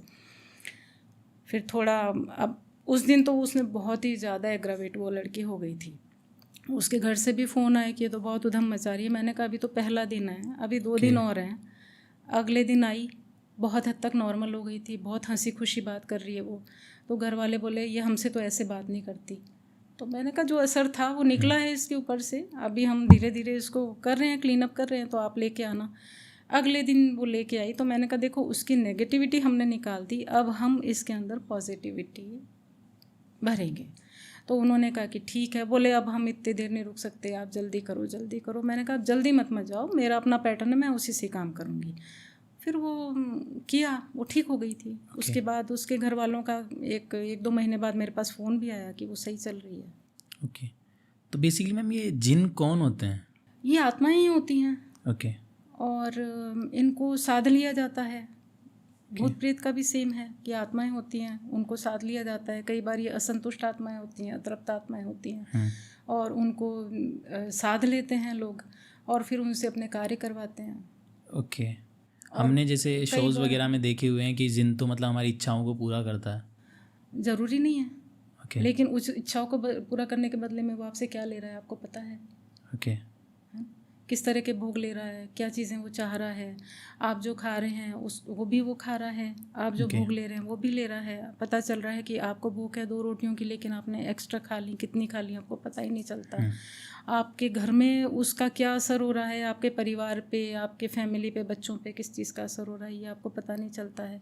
तो तामसिक चीज़ों की बजाय तो आप सात्विक चीज़ों में जाइए। वो आपकी रक्षा भी करेंगी, आपको बचाती भी रहेंगी, और दूसरों को भी वो मार्गदर्शन देंगी कि आप ऐसे करो। तो जो नेगेटिविटी है उसको भी हटाएंगी। ओके। तो बेसिकली जिन अच्छे भी होते हैं कुछ? हाँ, अच्छे भी होते हैं। जिन अच्छे भी होते हैं वो अच्छे काम भी करते हैं। ओके। हाँ, वो लोगों को ठीक करने का भी काम करते हैं। कोई मेंटली डिस्टर्ब हो जाते हैं उनको भी ठीक करने का काम करते हैं। अच्छे होते हैं, बुरे भी होते हैं। तो आप मिले हो कि नहीं अच्छे जिनों से? हाँ, मिली हूँ मैं, अच्छे जिनों से भी मिली हूँ। वो उधम भी नहीं मचाते हैं, वो नॉर्मल रहते हैं। ओके। और नॉर्मली बात करते हैं वो। बुरे जिनों से भी मिली हूँ, तो उनसे वो भी काम करते हैं अपना। मैम भूतों का तो हमने सुना है कि जैसे नॉर्मली कोई मर जाता है एंड उसे जब वो इस मोक्ष की तरफ नहीं जाता है और इसी संसार में फंस के रह जाता है, तो लाइक वो भूत वाले कॉन्सेप्ट में बनता है भूत। जिन कैसे बन जाते हैं? वो भी इसी कॉन्सेप्ट में बन जाते हैं। वो इतने डेंजर कैसे हो जाते हैं फिर? वो उनका जो भोग दिया जाता है, वो इस तरह का दिया जाता है कि वो डेंजरस लगने लग जाते हैं। हमारे भी जो आप देखिए, जो भूत प्रेत ये कह दो, वो भी इतने डेंजरस हो जाते हैं कि वो परेशान करते हैं। आत्माएं जो हैं वो इतनी डेंजरस हो जाती हैं कि वो परेशान करती हैं उनको। यदि आपने कोई प्रॉमिस कर दिया कि आप हमारा ये काम कर दो और हम आपको बदले में ये चीज़ देंगे और नहीं दी, तो वो डेंजरस हो जाएगी। ओके। और फिर क्या होगा कि उनकी डिमांड बढ़ने लगेगी। वो आपके काम करने लगेंगे, आपकी डिमांड बढ़ने लग गई कि और काम करो, और बदले में वो कहेंगे और भोग दो। आपने कहा और काम करो और भोग दो, किस हद तक देते चले जाओगे। इससे अच्छा तो ये है कि आप शांति से बैठ के आप सात्विक साधनाएं करो, जाप करो और अपनी एनर्जी को बढ़ाओ। इतनी बढ़ाओ कि ज़माने को मतलब आप एक्टिव कर सको। आपके अंदर अपनी इस पॉजिटिव एनर्जी को इतना ज़्यादा बढ़ाओ ध्यान साधनों के द्वारा कि नेगेटिविटी आपके ऊपर हावी होने की कोशिश करेगी। ऐसा नहीं है कि नहीं करेगी। आप जैसे ही पॉजिटिव एनर्जी को आप गेन करने की कोशिश करेंगे तो नेगेटिविटी पहले आएगी आपके पास में।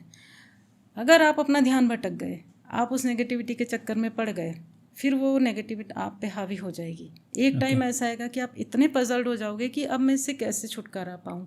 फिर आपके इष्ट आएंगे आपकी हेल्प करने के लिए। अगर आप नेगेटिविटी में जाओगे ना, आपके इष्ट नहीं रोकेंगे आपको कि आप मत जाओ। वो कहेंगे जाके देख लो, ट्राई कर लो।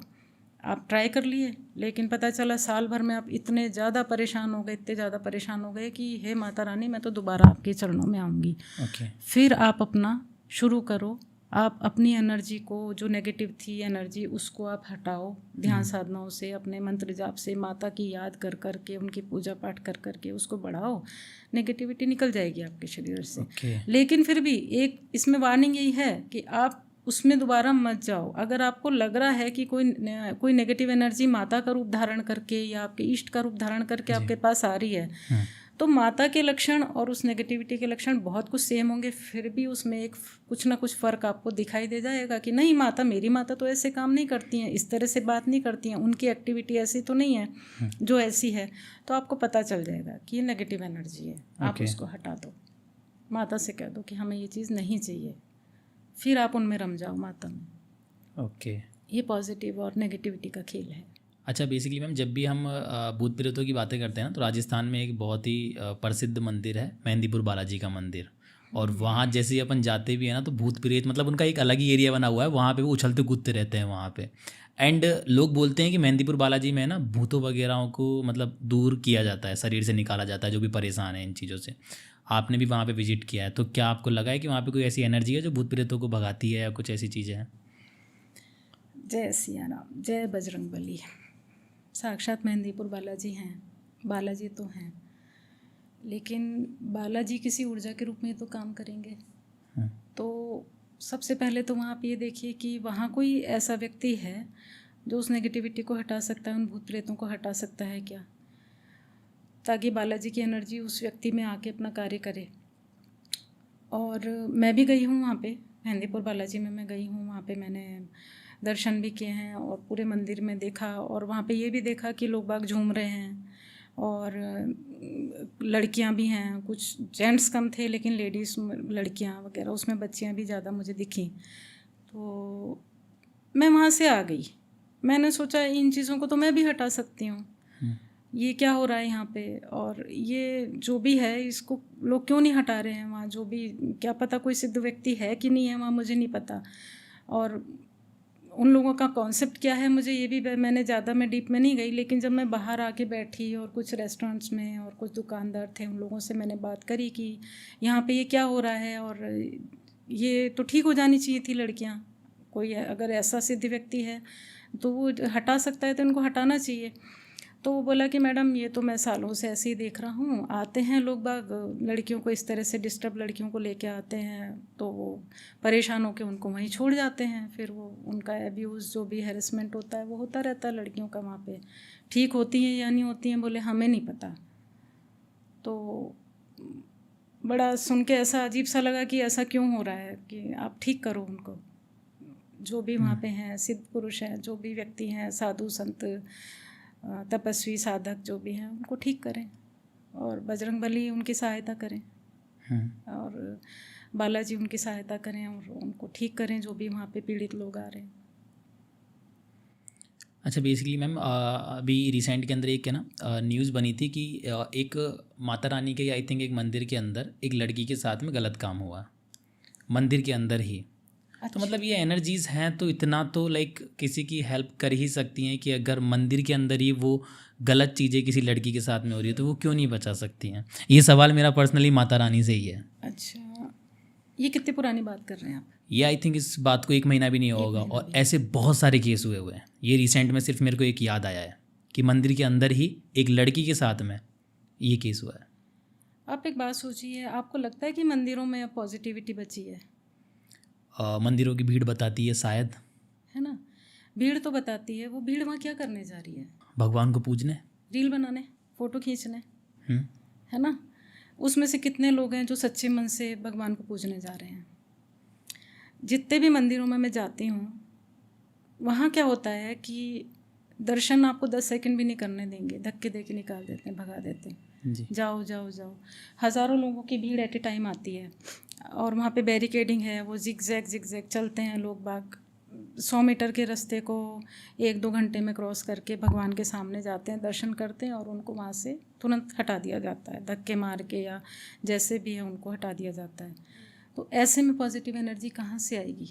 ये जितने भी तीर्थ स्थान थे, शक्तिपीठ थे, ये तो साधकों के लिए थे, वहाँ जाके साधनाएं करते थे लोग और तपस्याएं करते थे। अब वहाँ पे वो कहाँ जगह रही कि जहाँ पे वो तपस्याएं कर सकें बैठ के? जब तक तपस्याएं नहीं करेंगे पॉजिटिव एनर्जी कहाँ से आएगी? और लोग बाग जब अपनी नेगेटिव एनर्जी वहाँ छोड़ते जाएंगे, भगवान हमें ठीक कर दो, जब तक वहाँ पे पॉजिटिव एनर्जी है तब तक लोगों के काम होते रहे, ठीक होते रहे। लेकिन जब वहाँ से अब कोई साधक बचा ही नहीं है, आप वहाँ साधना करने के लिए आपने जगह नहीं छोड़ी, किसी को आप स्थान देते नहीं हो बैठ के कि वो मंत्र का जाप कर सके, मालाओं का जाप कर सके, वो मंदिर से कम 2-4 किलोमीटर दूर जाके अगर साधना कर रहा है तो मंदिर की एनर्जी उस तक कहाँ तक पहुँचेगी?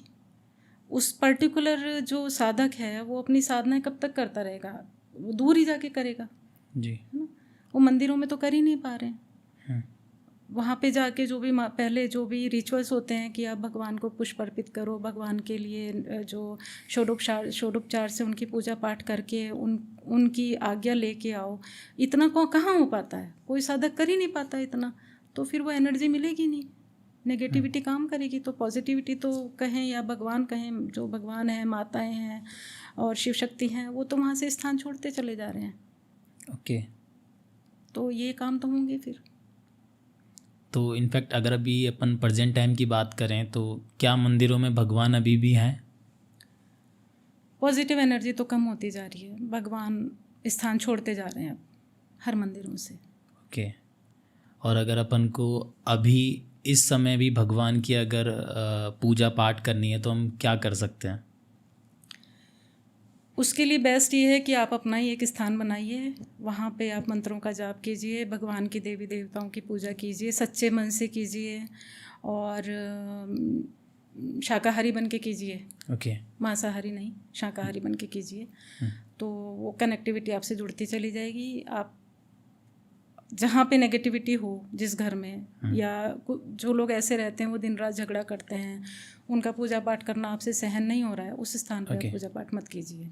जब आपके अंदर नेगेटिव विचार आए तब भी आप पूजा पाठ मत कीजिए। थके हुए हों, बीमार हों, तो आप मन ही मन भगवान को याद कर सकते हैं, लेकिन उस टाइम आप पूजा पाठ मत कीजिए। जो हमारे पहले के जो पूर्वज थे ना, वो लाइक है ना माता को बलि दिया करते थे। हाँ जी।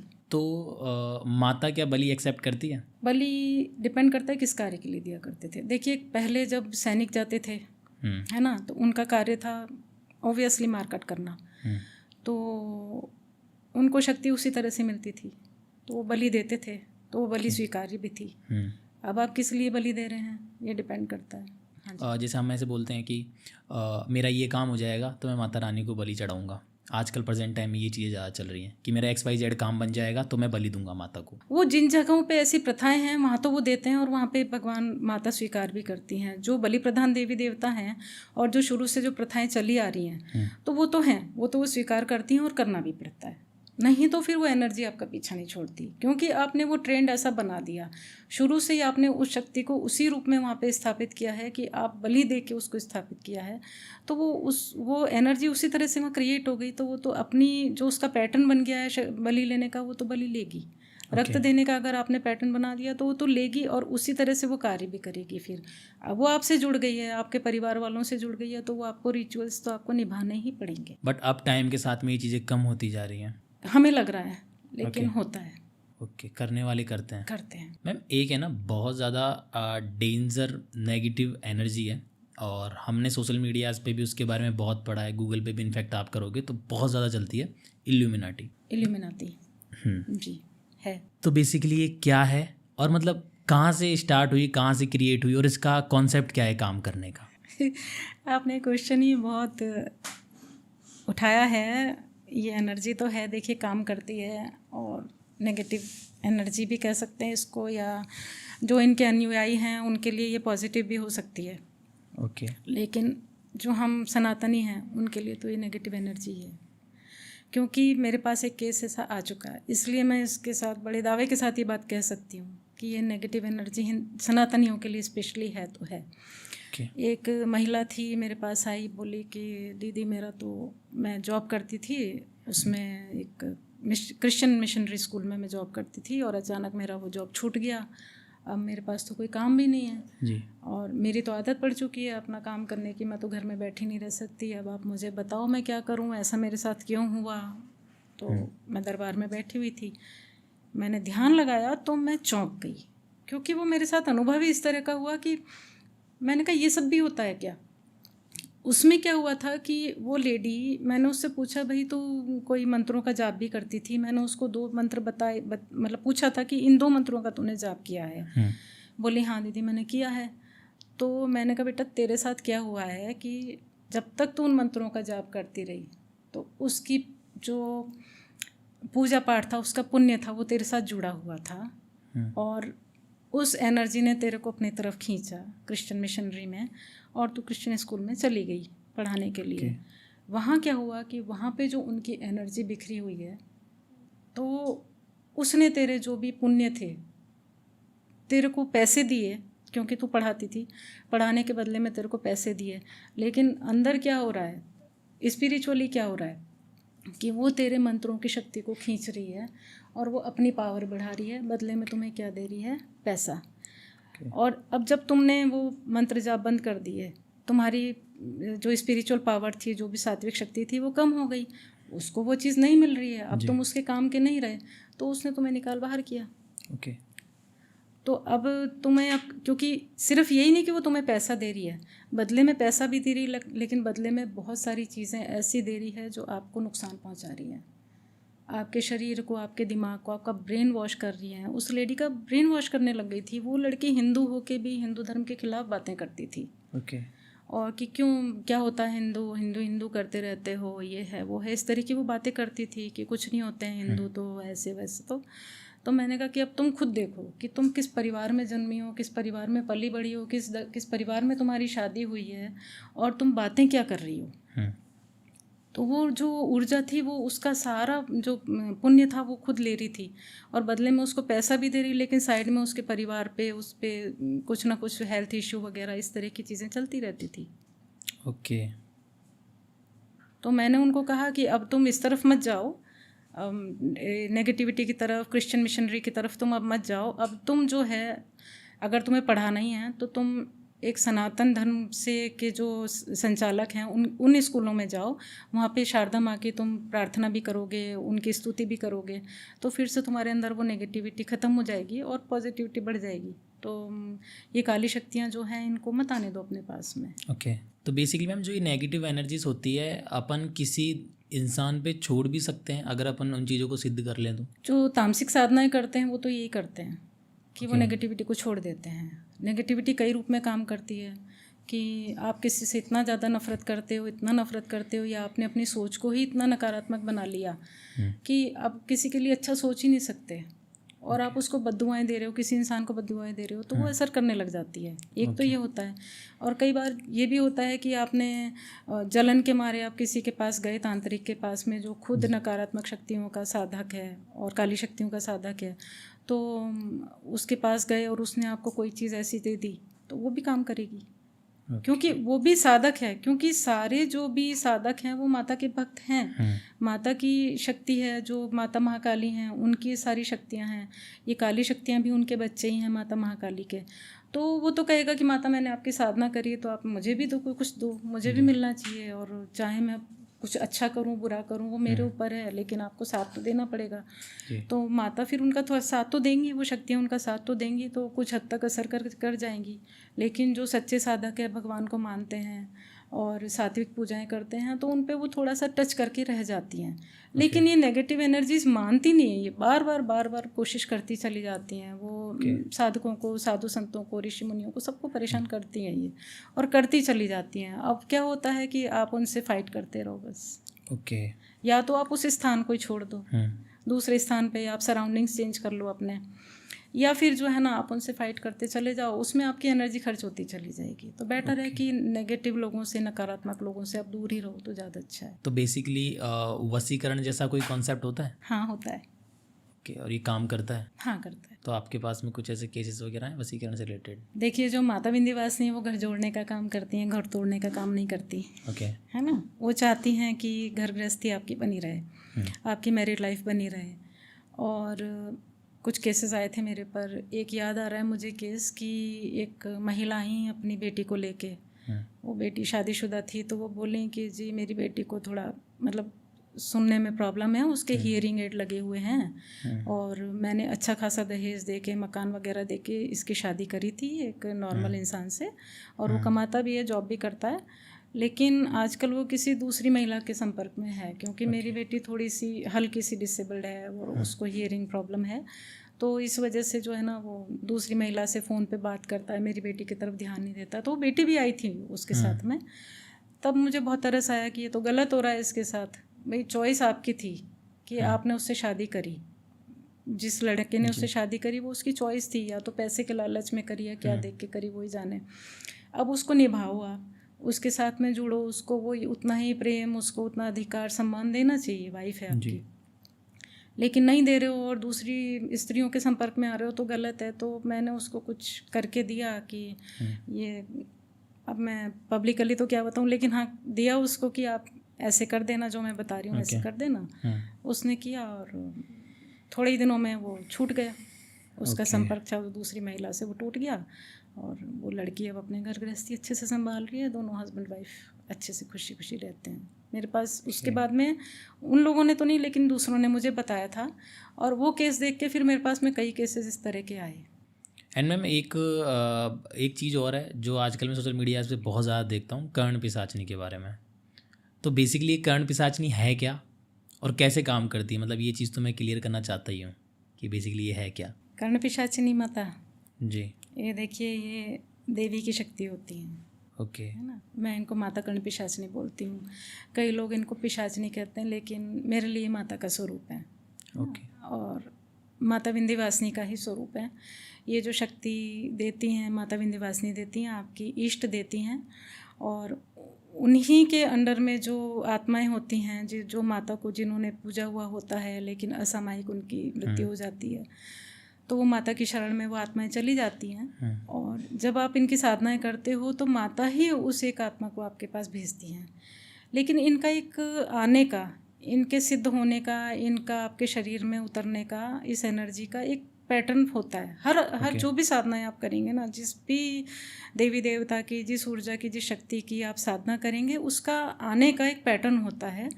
और वो पैटर्न ऑटोमेटिक चलता है, उसमें आप फेरबदल नहीं कर सकते। तो ऐसे ही कर्ण पिशाचिनी का पैटर्न होता है आने का, कि वो आके आपकी गोद में बैठती हैं और कुछ आपसे फिजिकल होती हैं, और लेकिन वो इस तरह से फिजिकल होती हैं जैसे आप चाहते हो।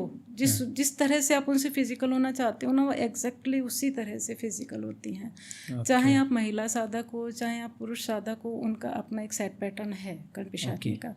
और उसी पैटर्न पे आएंगी, आपसे फिजिकल होंगी, और आपको इतना वो प्रोवोक करेंगी, इतना मतलब अंदर से आपको सेड्यूस करेंगी कि आप ना चाहते हुए भी आप उस चीज़ में पढ़ने लग जाते हो।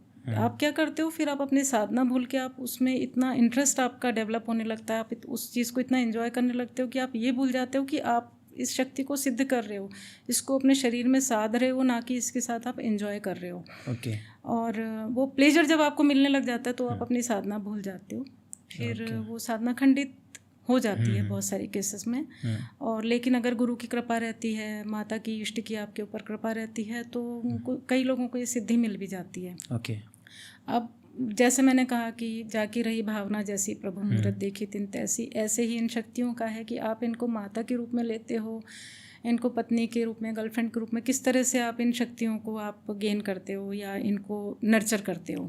जिस तरह से आपने नर्चर करा वो उसी तरह से आपके अंदर आएंगी और उसी तरह के कार्य भी आपके अंदर करेंगी।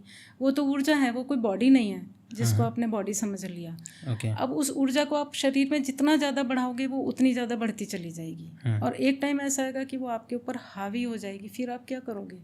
आप उससे छुटकारा कैसे पाओगे फिर?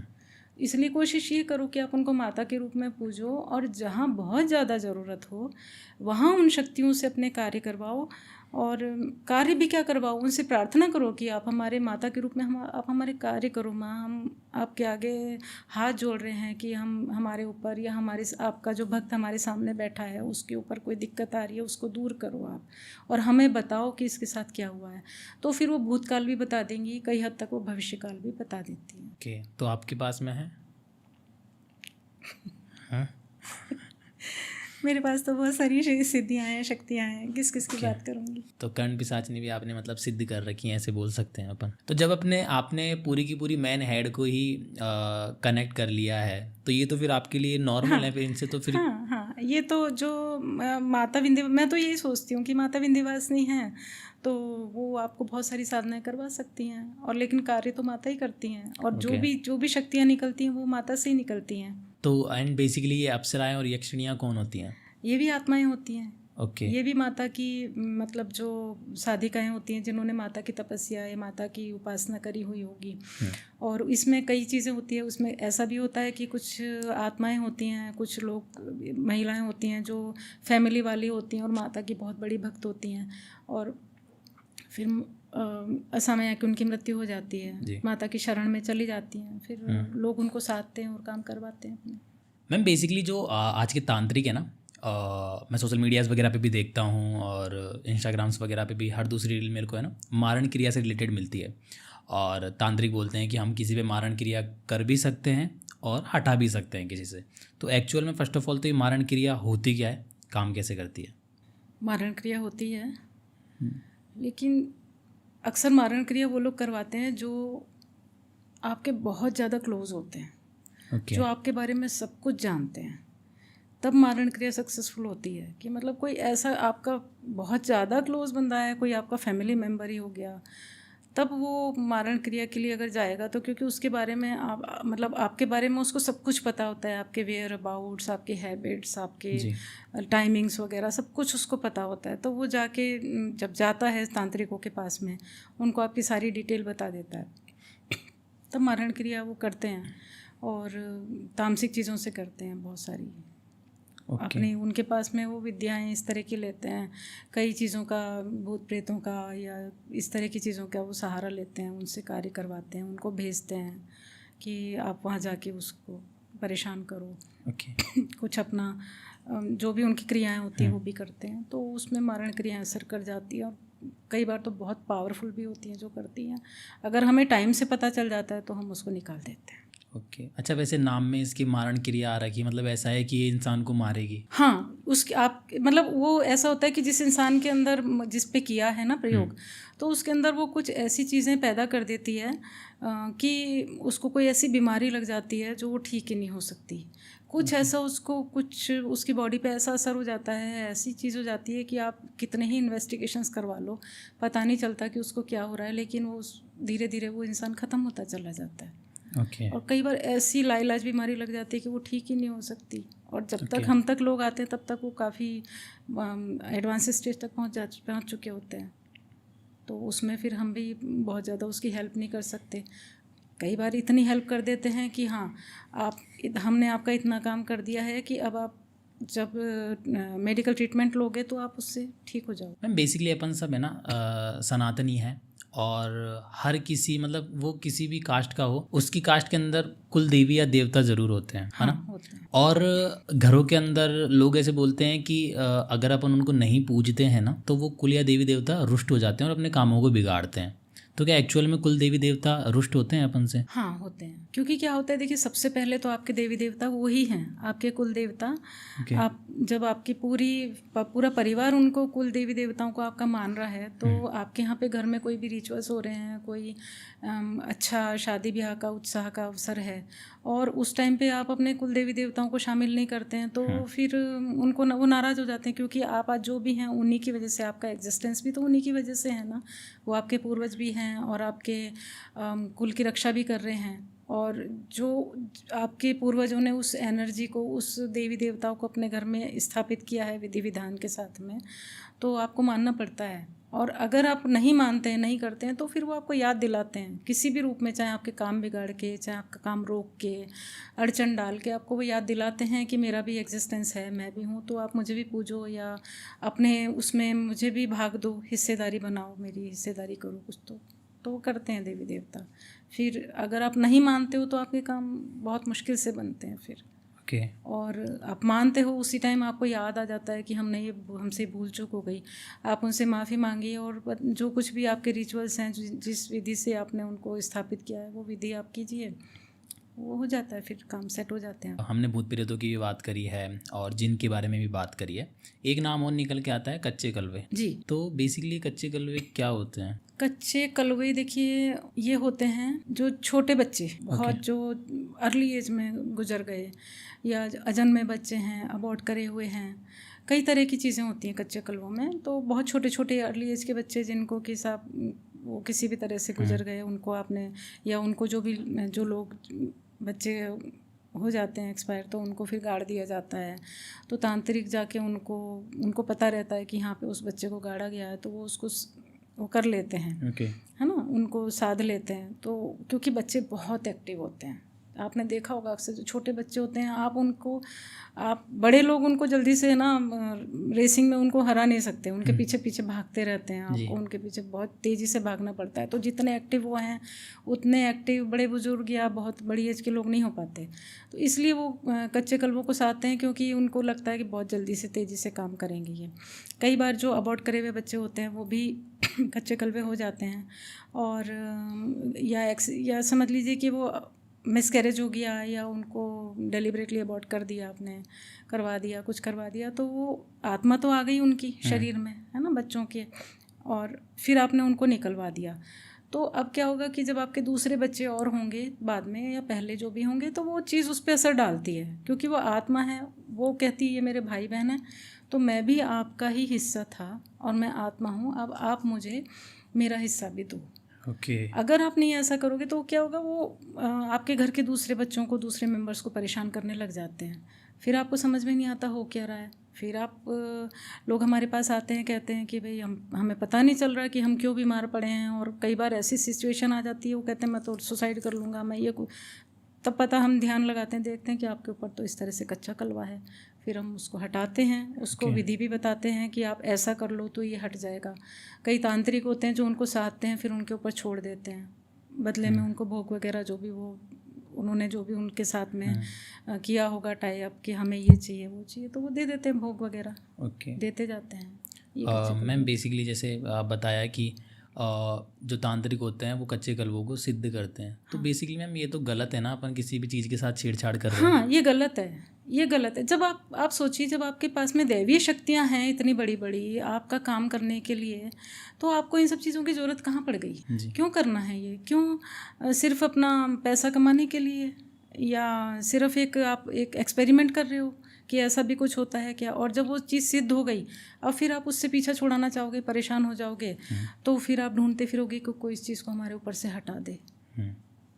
फिर आप ऐसे साधकों को ढूंढोगे कि आपके ऊपर से उस चीज़ को हटाए, कच्चे कलमों को हटाए, जो भी भूत प्रेत आपने साध लिए उनको हटाए, क्योंकि वो आपका पीछा नहीं छोड़ते, क्योंकि उनको आपने साध लिया। अब वो आप भोग भी मांगेंगे और वो आपसे काम भी मांगेंगे, आपको काम भी देना पड़ेगा और भोग भी देना पड़ेगा। नहीं होगा तो वो आपके ऊपर ही परेशानी आ जाएगी। फिर जो तांत्रिक हैं उनके लिए ये सब चीज़ें हैं। तो इसलिए मैं हमेशा यही कहती हूँ कि आप एक तामसिकता में ना जाके आप सात्विकता में जाइए। सात्विक देवी देवता काम करते हैं, बहुत ये शक्तियाँ बहुत पावरफुल होती हैं, काम करती है, आपको हर चीज़ से बचाती भी हैं, आपको बुरी शक्तियों से आपको बचाती भी हैं, लेकिन आपको मानना पड़ेगा, आपको उसी चीज़ में ही जाना चाहिए। सात्विक नकारात्मक चीज़ों में कभी नहीं जाना चाहिए। क्योंकि आपको देखिए, हमारा देश है ये देवी देवताओं का देश है, हमारी मिट्टी में देवी देवता हैं, हम कहते हैं कण कण में भगवान है। तो जब कण कण में हमारे भगवान हैं, तो फिर आप क्यों दूसरी चीज़ों को ला रहे हो, क्यों नेगेटिव एनर्जी को ला रहे हो? ये चीज़ें तब प्रयोग में आती हैं जब आपके जिस इंसान की जान संकट में आ जाए, प्राण संकट में आ जाए, देश पे कोई संकट आए, तब लोग बाग मारण उच्चाटन का प्रयोग तब करते थे जब उनके जैसे युद्ध में चले गए, उनके देश संकट में आ गया, उनके सिपाही संकट में आ गए, तब वो मारण उच्चाटन का प्रयोग करते थे। और यहाँ पे जो तांत्रिक है वो तो बेमतलब ही सब किसी को पैसे के लिए लाओ भाई मेरे को ये पैसा दे दो, वो उन्होंने नेगोशिएट किया और पैसे के लिए मार दिया है, मारण प्रयोग उसके ऊपर क्रियाएँ कर दी, तो ये तो गलत है ना। कर्मों का फल तो फिर भी भुगतना ही पड़ता है जी। और फिर वो ऊपर से ये और कहते हैं कि नहीं साहब हमने अपनी मर्जी से थोड़ी किया, अगले ने करवाया तो हमने कर दिया। ऐसा नहीं होता। और किया भी क्यों? अपने पैसे के लिए। आप दूसरे तरीके से पैसा कमाइए ना, कहाँ ज़रूरत आ रही है आपको किसी को मार के पैसा कमाने की, या किसी को हंसते खेलते परिवार को उजाड़ने की। मारण क्रिया तो एक इंसान भी होती है, लेकिन उसके पीछे कितना उसका परिवार जो कुछ भुगतता है वो तो सोच भी नहीं सकते हो। आपने तो अपना काम कर दिया, लेकिन उसके पीछे उसके परिवार ने क्या क्या भोगा, कितने लोग उससे जुड़े हुए थे उस इंसान से जो सफ़र करेंगे। हमने आपके बारे में देखा हुआ है कि सोशल मीडियाज़ वगैरह पे कि आप है ना किसी भी लोकेशन को या एड्रेस को देख के उस चीज़ को एनालाइज कर लेते हो कि उस एरिया में या कोई एनर्जी है या वहाँ पे रहने वाले लोगों में कोई प्रॉब्लम वगैरह है। तो मतलब आप ये चीज़ें कैसे करते हो उस एरिया को एनालाइज करके? ये देखिए, जो मंत्रों को साधते हैं उस मंत्र से रिलेटेड जो भी देवी देवता वो शक्तियाँ होती हैं ना, तो हम उस मंत्र का जाप करके उन देवी देवताओं को, उन शक्तियों को उस स्थान पे भेजते हैं। फिर वहाँ जाके वो पता करती हैं कि यहाँ पे ये चीज़ें हैं और हम बता देते हैं कि ऐसा है आपके साथ में। तो फिर वो मंत्रों की शक्ति है और जो उससे संबंधित देवी देवता हैं वो काम करते हैं। आया था कई, ये तो सारे केसेस इसी से मेरे साथ कनेक्टेड होते हैं। एक बार एक जो थे वो अक्सर मेरे यहाँ पे दरबार में आते थे और कई बार अपनी बातें भी लेके आते थे। एक दिन बोले मैं बहुत परेशान हूँ और मेरे तो ऐसा घर में बहुत ज़बरदस्त लड़ाई झगड़े चल रहे हैं, बिल्कुल शांति नहीं है, ऐसा लगता है कि मैं इस घर से निकल जाऊँ, भाग जाऊँ, क्या करूँ मैं, देखिए आप क्या हो रहा है मेरे साथ। तो मैंने फिर वही उनका एड्रेस लिया, शक्ति को भेजा, तो वहाँ पे उनके घर के आसपास में उनके घर के अंदर एक आत्मा थी। किसी यंग लड़के की आत्मा थी, जवान की।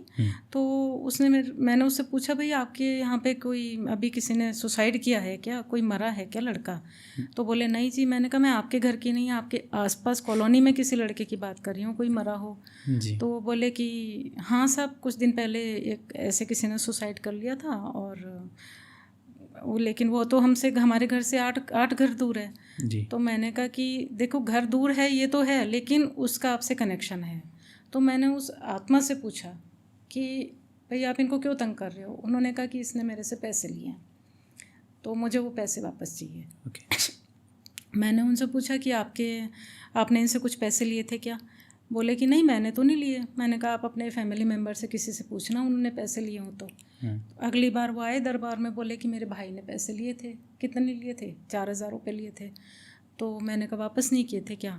वो बोले मेरा भाई तो कह रहा है मैंने किश्तों में वापस कर दिए थे। तो मैंने कहा अगर आप वापस कर देते तो ये आत्मा नहीं आती, इसका मतलब भाई ने नहीं किए, अब आप वापस करो इनको। तो ये बात फिर हुआ। ये तो लाइव एग्जांपल मैं आपको दे रही हूँ जो हुआ है। ऐसी सारी एग्जांपल इसी तरह के होते हैं। कोई लेडीज़ आती हैं, कहती हैं कि भाई हमारे घर में ये परेशानी आ रही है, वो परेशानी आ रही है। तो हम देखते हैं कि हाँ कोई किसी चीज़ की पूजा कर रही हैं, लेकिन जिस ऑब्जेक्ट को वो पूज रही हैं उस ऑब्जेक्ट में तो नेगेटिव एनर्जी है। उनको ये पता नहीं है, वो उनको शिव मान के पूज रही हैं, भगवान मान के पूज रही हैं, लेकिन एक्चुअली उसमें तो कुछ और ही शक्ति बैठी हुई है। तो फिर हम कहते हैं कि आप इनका शुद्धिकरण करवाओ और फिर इनकी पूजा आप सात्विक तरीके से करो। तो करना पड़ता है उनको। आप एनर्जी से या माता रानी की हेल्प लेके किसी भी पर्सन की पास्ट या फ्यूचर लाइफ देख सकते हो? हाँ, डिपेंड करता है, हम देख लेते हैं, लेकिन डिपेंड करता है उसकी नीड पे डिपेंड करता है, समय अनुसार की ये ज़रूरत है कि नहीं है। अगर लगता है कि हाँ सख्त ज़रूरत है तो कोई ऐसी बात हो गई कि बहुत ही ज़्यादा उसके परिवार में ज़रूरत हो गई, क्या ऐसा कुछ इंसिडेंट उनके साथ ऐसा हो गया कि हमें ज़रूरत पड़ रही है उसके बारे में पता करने की, तो फिर हम पता करते हैं और माता बताती हैं कि इनके साथ ऐसा हुआ। एक केस आया था मेरे पास में तो 2 बहनें थीं, तो उनमें से एक सिस्टर ने तो सुसाइड कर लिया, एक लड़की ने, और दूसरा थोड़ा मेंटली डिस्टर्ब हो गई। वो अपने पेरेंट्स के पास आई हुई थी और वो डिस्टर्ब हो गई बहुत ज़्यादा। तो मुझे पूछा कि ऐसा क्या हो गया, और वो लड़की भी, मैंने कहा कि देखो दूसरी जो सिस्टर है इनकी जो डिस्टर्ब हो चुकी है वो भी सुसाइडल टेंडेंसी उसकी हो चुकी है और वो सुसाइड कर लेगी। इससे पहले कि वो करे तो आप इसको लेके आओ यहाँ पे। तो उन्होंने कहा कि क्यों हुआ ये ऐसा? तो मैंने ध्यान दिया तो मैंने बताया कि देखो वो लड़की छत पे दिया जलाने गई थी और उसमें उसके पड़ोस में एक लड़का था, उसने कुछ ऑब्जेक्शन किया था दिया जलाने को लेके, तब जाके वो लड़की नहीं मानी, उनका झगड़ा हुआ और उस लड़के ने इस पे ये क्रिया करवा दी। तो इसमें एक सिस्टर तो इसकी गई, अब ये जो है इस लड़की पे भी वो क्रिया है। तो जितनी जल्दी हो सके, चाहे तो आप यहाँ आ जाओ या कोई आप किसी को ऐसे साधक को जानते हो जो इन चीज़ों को दूर कर सके तो आप उसके पास तुरंत लेके जाओ। वो लेके गए थे। फिर बोले अभी तो वो बाहर की बात थी, मतलब हमारे दूसरे स्टेट की बात थी, तो इतनी जल्दी लाना पॉसिबल नहीं था। तो मैंने कहा कि आप सर्च करो कि आपको कोई ऐसे मिल जाए साधक जो कर सके, तो वो फिर उन्होंने किया। अपने बारे में कुछ पूछना चाहूँ कि मेरी लाइफ आगे क्या होगी, या मैं जो भी मतलब इन चीज़ों में इन्वॉल्व हूँ, चाहे इसमें मेहनत करता हूँ या कुछ भी करता हूँ, तो मेरी लाइफ क्या होगी, तो मेरे बारे में आप कुछ बता सकते हो? ये आपका अपना ही घर है ना? जी। रेंटेड नहीं है ना? और आपके फादर? मेरे फादर अभी हैं वैसे और जॉब करते हैं, मतलब नॉर्मली उनका मार्बल्स का जो अपने हैं स्टोन्स, उनका बिजनेस है जो फर्श में लगते हैं जो। ठीक है, क्या नाम है आपके पेरेंट्स का? नाम बताइए। अच्छा, मेरी जो पापा हैं उनका नाम है राम सिंह जी और जो मम्मी हैं उनका नाम है हेमलता कंवर। अच्छा, तो आप अपना फ्यूचर जानना चाहते हैं। या लाइक फ्यूचर क्या होगा? ठीक है।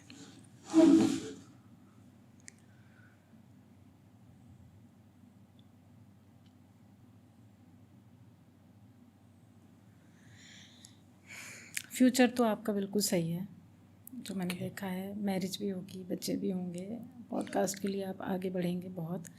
और एक थोड़ा सा उपाय आपको यही करना पड़ेगा कि आप इसमें रूम में ओके एक कोई प्रकाश के लिए इंतज़ाम कीजिए।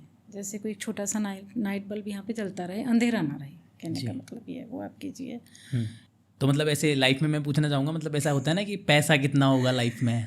पैसा तो मैं आपको कुछ उपाय बताऊंगी, वो आप करते रहना, पैसा आपके पास आ जाएगा। Okay okay. एंड मेरी शादी कब होगी? कितनी इससे तो एज है आपकी? 22 रनिंग होगी या 23 रनिंग होगी आपकी। मतलब राजस्थान में पहले की एज में तो अब तक तो बच्चे भी हो जाते थे। हाँ, वो तो चाइल्ड मैरिज थी। अब तो आप 21 से पहले तो वैसे भी शादी नहीं कर सकते। हाँ, तो आपकी शादी कब होगी? हाँ मतलब एक होता है ना, एक ईयर होता है। 26वें साल में होगी आपकी शादी। 26वें साल में शादी हो जाएगी। अच्छा, और लव मैरिज होगी या अरेंज मैरिज? बहुत चांसेस हैं लव मैरिज के। अच्छा, बहुत चांस है। लव मैरिज हुई तो मेरे घर वाले मेरे घर से बाहर निकाल देंगे। वो आप देखिएगा क्या करना है। ओके, मतलब फैमिली से रिलेशन अच्छे रहेंगे आने वाले टाइम हाँ में भी? हाँ, फैमिली से आपके हमेशा अच्छे रहेंगे। आप फैमिली के प्रति भी बहुत समर्पित रहोगे अपने, और नॉर्मल है आपकी लाइफ ऐसे। ओके, मतलब अगर फ्यूचर में अगर फैमिली वाले खुश हैं तो पक्का है कि अरेंज मैरिज ही होगी। ये मतलब अपन आइडिया लगा सकते हैं चीज़ों को लेके। मुझसे जुड़े रहिएगा, मैं आपको बताती रहूँगी। ओके, लाइक किसी का मार्गदर्शन करना ज़रूरी होता है। हाँ हाँ, क्योंकि टाइम टू टाइम, अभी तो मैंने ये आपकी प्रेजेंट सिचुएशन बता दी। ओके। लेकिन आगे भी आपको जैसे कुछ पूछना पड़ेगा। आगे आप जैसे यहाँ आएंगे, जुड़े, और भी कुछ होगा, कहीं पे अटकेंगे भी, कहीं पे कुछ भी आएगा, तो आप मान लीजिए कोई दिक्कत आती है तो हम उसको रूट कॉज को ख़त्म कर देंगे, वहाँ से हटा देंगे। कि आपके इस काम में दिक्कत आ रही है तो हटा देंगे उसको, जो दिक्कत आ रही है। ओके, एंड बेसिकली जो हमारी ये स्टूडियो है या जो हमारा लोकेशन है, और जैसे आप एनालाइज करते हो और लोकेशंस को, तो अगर इसको एनालाइज करें तो कैसा चीज़ है यहाँ की? मतलब इसमें मैं आपको एनर्जी देख के बताऊं कि यहाँ पे क्या है? हाँ, मतलब पूरे एरिया की, स्पेसिफाई इसकी नहीं, पूरे घर की। पूरे घर की जी। यहाँ पे देखिए, आपके यहाँ एनर्जी बहुत अच्छी है। शिव शक्ति का वास यहाँ पे है आपके यहाँ। ओके। आप कहते हैं भगवान राम का, लेकिन यहाँ पे शिव शक्ति का वास है। लाइक इनफैक्ट मैं मतलब प्रभु श्री राम को इष्ट मानता हूँ। हाँ हाँ, वो मानते हैं, लेकिन यहाँ पे जो शक्तियाँ हैं वो शिव शक्ति से संबंधित हैं। अच्छा, बेसिकली जैसे आप तो मेरे सामने 1-on-1 थे, तो मैंने आपसे सारी चीज़ें क्लियर कर ली है। लेकिन जो लोग वीडियो देख रहे हैं या जो लोग आपसे कनेक्ट करना चाहते हैं या जो आपसे ऐसे बात करना चाहते हैं, लाइक उनकी भी फैमिली में प्रॉब्लम है या वो खुद प्रॉब्लम में फंसे हुए हैं, अगर उनको आपसे कोई हेल्प चाहिए हो तो वो आपसे कैसे कनेक्ट कर सकते हैं? वो मुझसे मोबाइल पे कनेक्ट कर सकते हैं। मेरे से मोबाइल पे बात कर सकते हैं, व्हाट्सअप कर सकते हैं। बात होनी चाहिए रिलेवेंट। ओके। इरिलेवेंट बातें अगर अननेसेसरली, कई बार लड़कों के भी जैसे फ़ोन आते हैं कि साहब मेरी गर्लफ्रेंड ने मुझे छोड़ दिया, और अब मैं आपको जैसे कि ड्रिंक करके भी रात को भी फ़ोन कर देंगे, तो मैं फ़ोन नहीं रिसीव करती हूँ उन लोगों के। और अगर मुझे लगता है कि हाँ रिलेवेंट है तो मैं उनके ज़रूर हेल्प करती हूँ, काम करती हूँ फ़ोन से। अगर यहाँ जयपुर आ सकते हैं, वो दरबार में आ सकते हैं, तो बहुत ही अच्छा है। उसमें बहुत अच्छे से मैं उनको कन्विंस भी कर दूँगी, बात भी उनसे बैठ के आराम से हो जाएगी। क्योंकि मोबाइल पे आप कितनी देर बात करोगे? अगर एक बार डिस्कनेक्ट हुआ, वापस से आपको फिर जीरो से स्टार्ट करना पड़ता है। जहाँ से आपने मतलब शुरू करी थी, दोबारा से बार बार उसी बात को वहीं से शुरू करो। तो फ़ोन पे आप संपर्क कीजिए, बात कीजिए, और रिलेवेंट है तभी बात की जाएगी, इररिलेवेंट है तो नहीं करेंगे। ओके। एंड आप दरबार कब कब लगाते हैं? दरबार तो देखिए, वैसे तो मैं सैटरडे संडे को लगाती हूँ अक्सर, और लेकिन जब कई बार लोगों को लगता है कि हम इस टाइम पे अवेलेबल हो पाएंगे, तो फिर वो ऑन कॉल उनको बुला लेते हैं हम किसी भी टाइम पे, जब उनको सूटेबल होता है, या मेरे पास भी जब टाइम होता है, मैं घर पे हूँ, मैं और कहीं नहीं गई, तो मैं उनको बुला लेती हूँ कि आप इस टाइम आ जाइए, मैं अवेलेबल रहूँगी आपके लिए, और फ़ोन करके आइए। आजकल है ना बहुत सारी फैमिलीज़ हैं जो कहीं ना कहीं इन चीज़ों से डिस्टर्ब होती हैं, लेकिन उनके मन में शंकाएँ भी होती है कि क्या ऐसी एनर्जीज़ होती भी हैं, या कभी कभी वो इन चीज़ों की खोज के चक्कर में गलत लोगों के बीच में भी फंस जाते हैं, जहाँ उनका पैसा और टाइम दोनों ख़राब होता है। तो जो फैमिली इस पॉडकास्ट को देख रहे हैं, आप उनके लिए क्या एक मैसेज या संदेश देना चाहेंगे जिससे वो लाइक थोड़ा सा इन चीज़ों में बिलीव रखने लगे? बिकॉज होता क्या है कि आजकल सोसाइटी के अंदर इतनी सारी चीज़ें क्रिएट हो चुकी है कि लोग बाग अब इन सबको अंधविश्वास मानने लगे हैं और समझते हैं कि सामने वाला या तो ढोंग कर रहा है या सिर्फ पैसे बना रहा है। तो जो लोग अभी भी प्रॉब्लम्स में फंसे हुए हैं और सॉल्यूशन ढूंढ रहे हैं, तो उनके लिए, फैमिली के लिए आप क्या एक मैसेज देना चाहोगे कि अगर इन एनर्जीज़ को आपको एक्सप्लेन करना हो एक छोटे से वर्ड्स में, जो आप क्या कहना चाहेंगे? सबसे पहले तो आप अपने भगवान को, देवी देवताओं को पूजिए। जो भी आपके, या तो कुल देवताओं को अगर मानते हैं, जिस भी इष्ट को मानते हैं, एक इष्ट आप बनाइए, उनकी आप पूजा करते रहिए। वो इष्ट आपको संरक्षण देंगे, आपको घर में सुख शांति देंगे और दैवीय शक्तियाँ बहुत अच्छा असर करती हैं। आप तामसिकता में मत जाइए। मैं आपको बार बार यही बात करूँगी, हाथ जोड़ के आप लोगों से रिक्वेस्ट करूँगी कि नकारात्मक ऊर्जाओं के संपर्क में मत आइए और उनको भी आप उनका काम मत कीजिए, उनसे काम मत लीजिए नकारात्मक एनर्जी से। और ना ही आप किसी दूसरे के ऊपर ऐसे तंत्र वगैरह करवाएं जो दूसरों को नुकसान करें। अपने लिए आप सुख समृद्धि मांगिए भगवान से और दूसरों का नुकसान करने की मत सोचिए। किसी को बुरा मत कहिए, किसी को कर्ज मत कीजिए कि आपने किसी को बद्दुआएं दे दी, ऐसा भी काम मत कीजिए, क्योंकि जो आप निकालेंगे वही एनर्जी दोबारा आपसे टकराएगी। ये तो मान के चलिए कि अगर आपने किसी को बद्दुआ दी है तो वो कहीं ना कहीं आपसे भी आके टकराएगी। और रही बात तांत्रिकों की, तो ये तो आपको देखिए खुद को समझना पड़ेगा कि वो तांत्रिक कितने, आप किस फॉर्म में हैं और कितना आपसे पैसा ले रहा है और बदले में कितना काम किया, उसका प्रोफाइल चेक कीजिए। उसका देखिए कि वो सच में काम कर पाता है कि नहीं कर पाता है, या सिर्फ आपसे पैसे ले लिए और आपका काम नहीं कर रहा है। तो ये तो आपको देखिए अपने ही विवेक से कार्य लेना पड़ेगा इसमें, क्योंकि हम तो पूरी दुनिया में घूम नहीं सकते। हम तो आपको ये नहीं कह सकते कि आप वहाँ मत जाओ, वहाँ मत जाओ। आपकी श्रद्धा है, आपकी आस्था है, आप कहाँ जाते हो, किसके पास जाते हो। पर एक बात है कि नकारात्मक लोगों से आप दूर रहिए प्लीज़। सो फाइनली मैम, आज के इस पॉडकास्ट को तो यहीं पे अपन विराम देते हैं। फर्स्ट ऑफ ऑल तो हमको बहुत अच्छा लगा आप यहाँ आए हमारे स्टूडियो में। मतलब पूरे स्टूडियो में जो होता है ना, एक पॉजिटिव वाइब फैल जाती है, तो वो जो वाइब है हमारे स्टूडियो में आ चुकी है और हमको आपसे बात करके बहुत अच्छा लगा। एंड हम डेफिनेटली चाहेंगे कि आप कभी और भी हमारे साथ में आएँ और ऐसे ही अच्छे अच्छे पॉडकास्ट करें, सनातन धर्म को प्रमोट करें और माता रानी को प्रमोट करें। क्योंकि आजकल मार्केट में क्या होता है, आप जिसने बताया कि नेगेटिव एनर्जी से हमको दूर रहना चाहिए। अब वो दूर तभी रह पाएंगे जब आप जैसे लोग सामने आएंगे, बिकॉज अगर आप सामने नहीं आएंगे तो नेगेटिव एनर्जी सामने आएगी और वो कहीं ना कहीं पब्लिक को डाइवर्ट्स करेगी। तो कहीं ना कहीं आप लोगों की भी अब जिम्मेदारी है कि आप लोगों के सामने आएँ और उन चीज़ों का बखान करें, क्योंकि जब तक आप नहीं करेंगे तो आपकी जगह कोई और ले लेगा और वो पॉजिटिव एनर्जी बनने का नाटक करेगा और सामने वाले इंसानों को मैनिपुलेट करेगा। तो थैंक यू सो मच हमारे पॉडकास्ट को अपना इतना वैल्यूएबल टाइम देने के लिए। और आप भी स्वस्थ रहें, हम तो यही कामना करते हैं, और लोगों की मदद करते रहें, देश की मदद करते रहें। और जो भी पॉलिटिशियन, जो भी लोग हैं, बिकॉज आप देश के मुद्दों पे बहुत ज़्यादा बातें करते हैं, हमने देखा है आपके इंटरव्यूज़ वगैरह और या जो भी सोशल मीडियाज़ पे आपकी वीडियो होती है, आप पहले ही चीज़ों को बता देते हैं कि ये चीज़ें होने वाली है।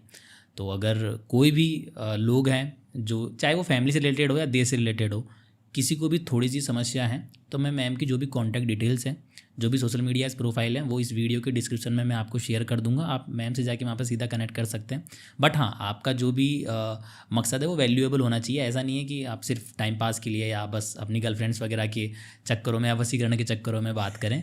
अगर आपका कुछ भी चीज़ें हैं जिससे आपका घर बच सकता है या आप लाइफ में कुछ कर सकते हो, अगर आपकी ये प्रॉब्लम्स हैं, तो आप मैम से कनेक्ट कर सकते हो। बाकी इस पॉडकास्ट को यहाँ तक देखने के लिए आपका बहुत बहुत धन्यवाद। अगर आपको वीडियो थोड़ी सी भी पसंद आई हो तो वीडियो को लाइक करें, कमेंट करें, शेयर करें। और लास्ट में मैं कहना चाहूँगा, जय माता की। जय माता की। थैंक यू अमन जी, और आपसे बात करके मुझे बहुत अच्छा लगा। और मैं भी यही चाहूँगी कि आप हमेशा स्वस्थ रहें, आप बहुत तरक्की करें, बहुत पैसा कमाएं और आपका वंश बढ़े, परिवार में सुख समृद्धि आपके रहे, आपके माता पिता सदा स्वस्थ रहें और आप उनके कार्य में हाथ बटाएं और अपना भी कार्य आगे बढ़ाएं। जी ma'am, thank you so much और जय माता की। जय माता की। जय माँ विंध्यवासिनी।